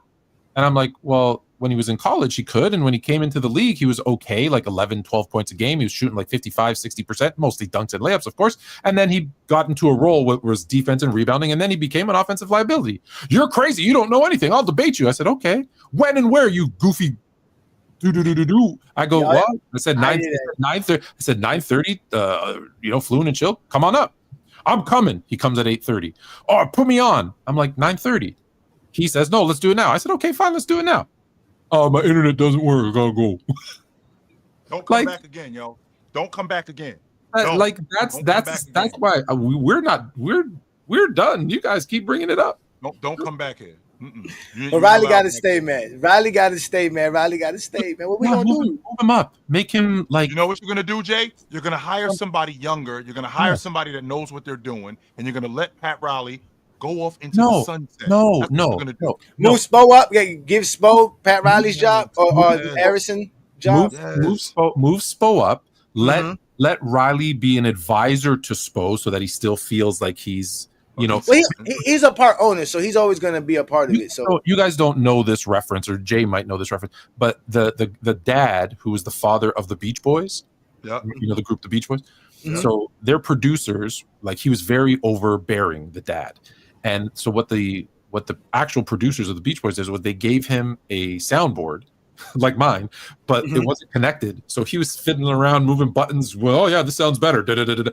because he wanted to feel involved. That's what they're going to do with Pat Riley. They let him do the soundboard that's not connected, right? Spo will make the changes, bring in a coach, and they'll be fine. Do him like what's his name? Do him like Junior in The Sopranos, right? Do him like Junior. We'll do him like Lady Eloise in Boomerang. Was that what he was? Junior, the old man. He was supposed to be the boss, but they let Tony really run everything, right? We'll just put his name on it, but somebody else is running. We should have got Kuminga out of the deal. That's what I don't know how we didn't get Kuminga out of the deal. Might get him. Get him for nothing.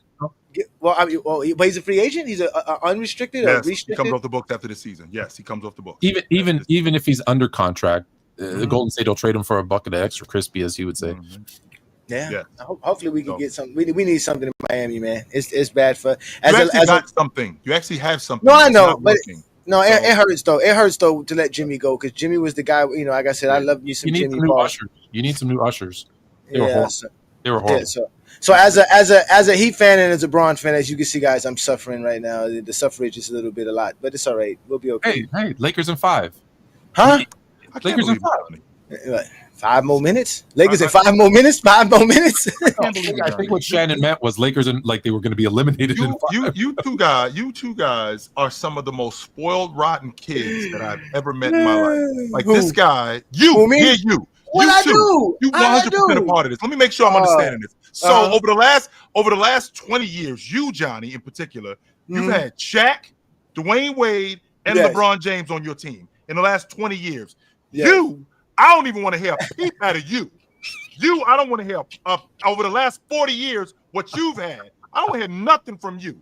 You two are a bunch of spoiled, rotten kids. For as much. But I like the playoffs. I'm still gonna watch it. I'm just gonna be watching it with some Kleenex. Yeah, with some Kleenex. That's all. Just with some tears in my eyes. Actually, really funny. For as much as Johnny and I bicker, like it's more like brothers because we're both so much alike and so spoiled is the problem. Rotten, you two. I'm like the cousin that's on the other side of town that come over and I gotta break up fights between y'all two. You know that people think that people think we hate each other. Yeah, I know.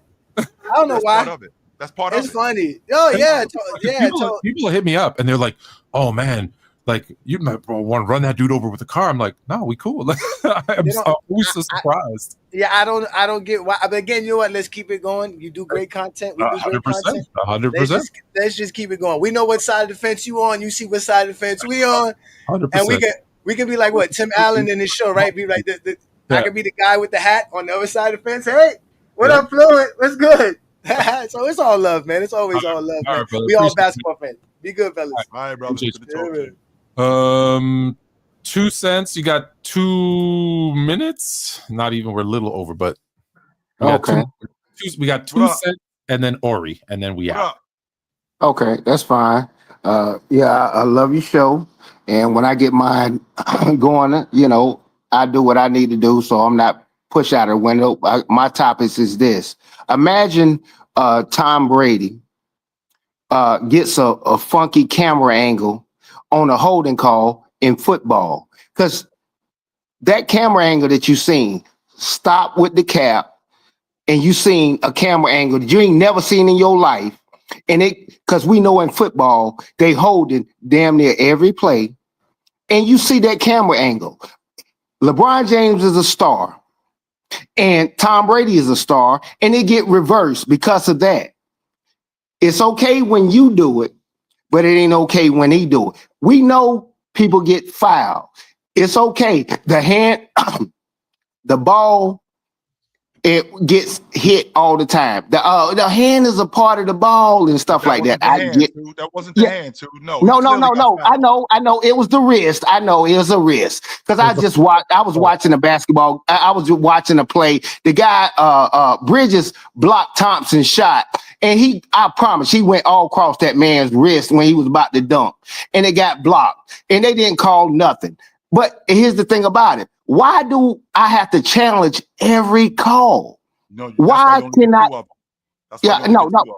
I know you can stop me every time. I got 2 minutes, but what I'm saying to you is that why do the ref can't call it? It was obvious he contested the shot. He hit the man's wrist at the rim, but they're not gonna call it. You're gonna make me challenge it. It's okay, but here's the thing about it. And why do y'all keep calling Jaylen Green a star?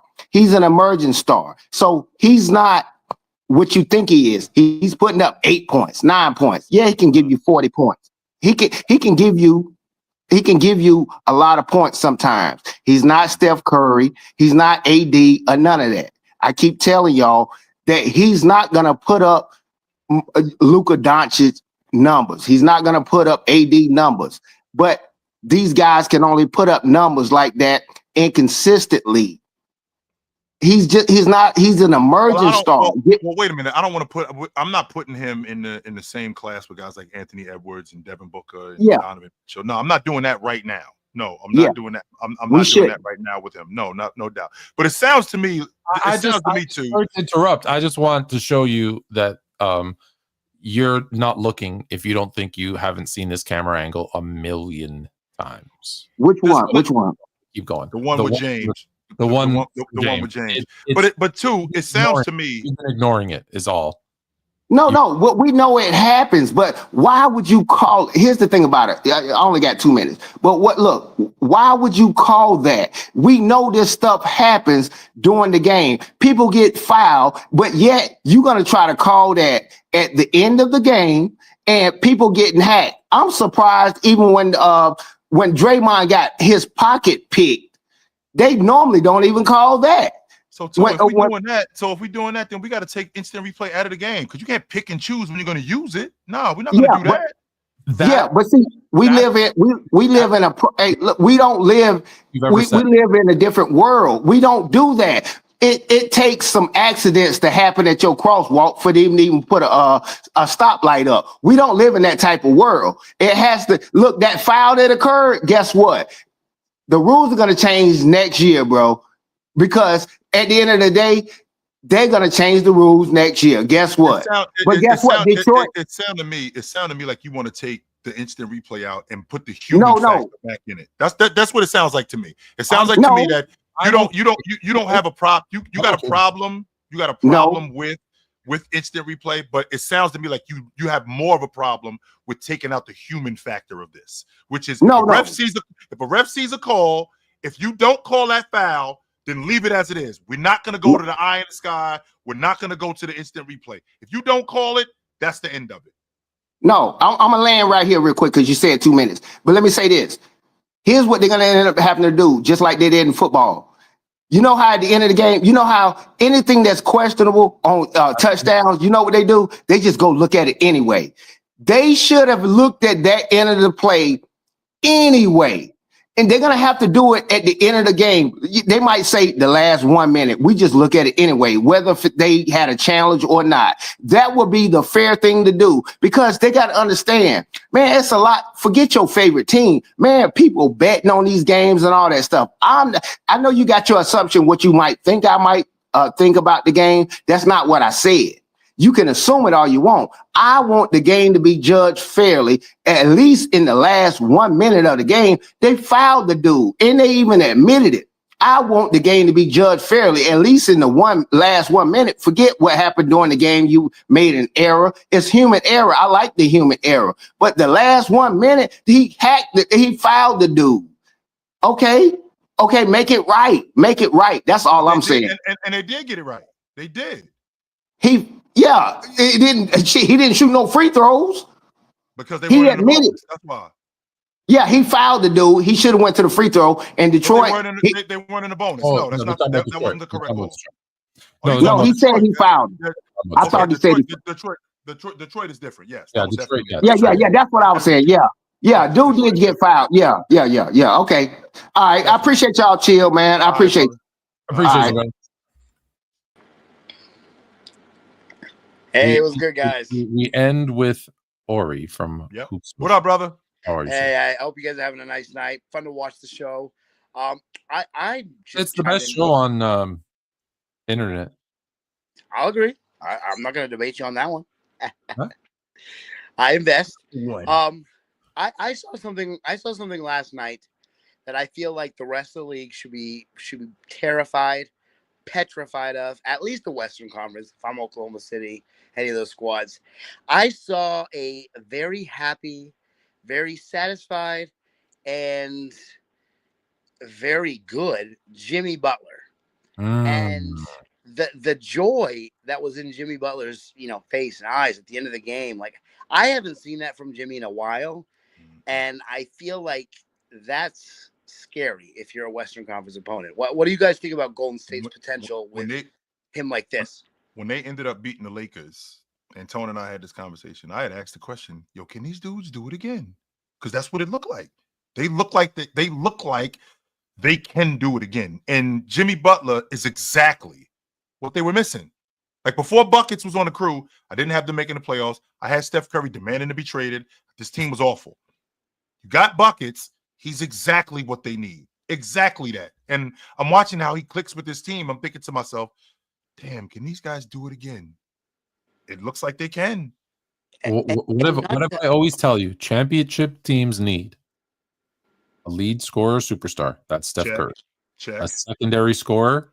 Check. It might be the best one in Jimmy Butler. Check. A defensive player. Well, Draymond re-emerged as a decoy candidate this year. Check. And 2 to 3 good role players that can rebound, play defense, and score.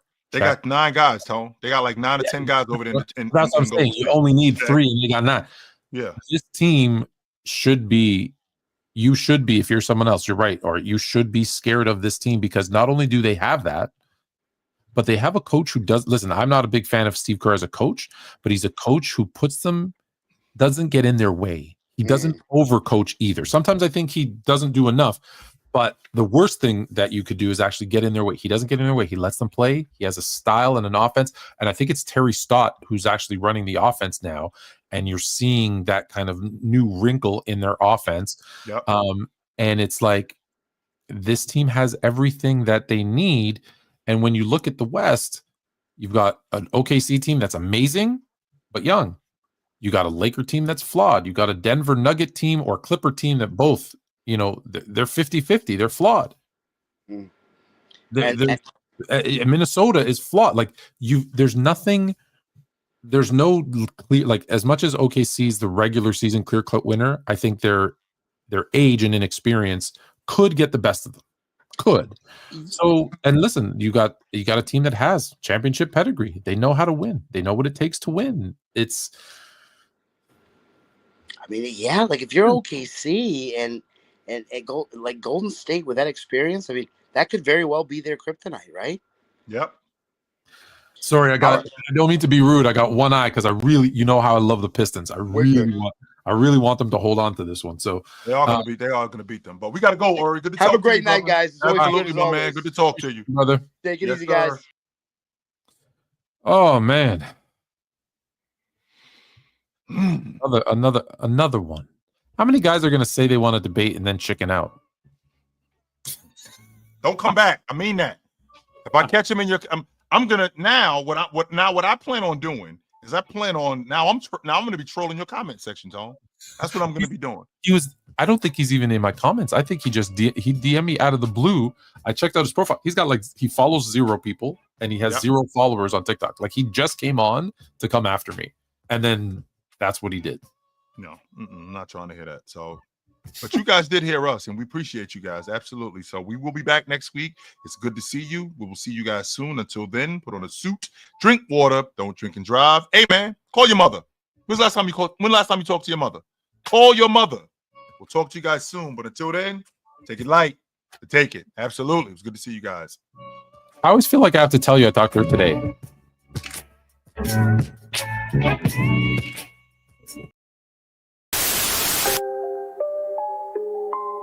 Canada. Put on a suit, drink water, don't drink and drive. Hey, man, call your mother. It means nothing. It means nothing.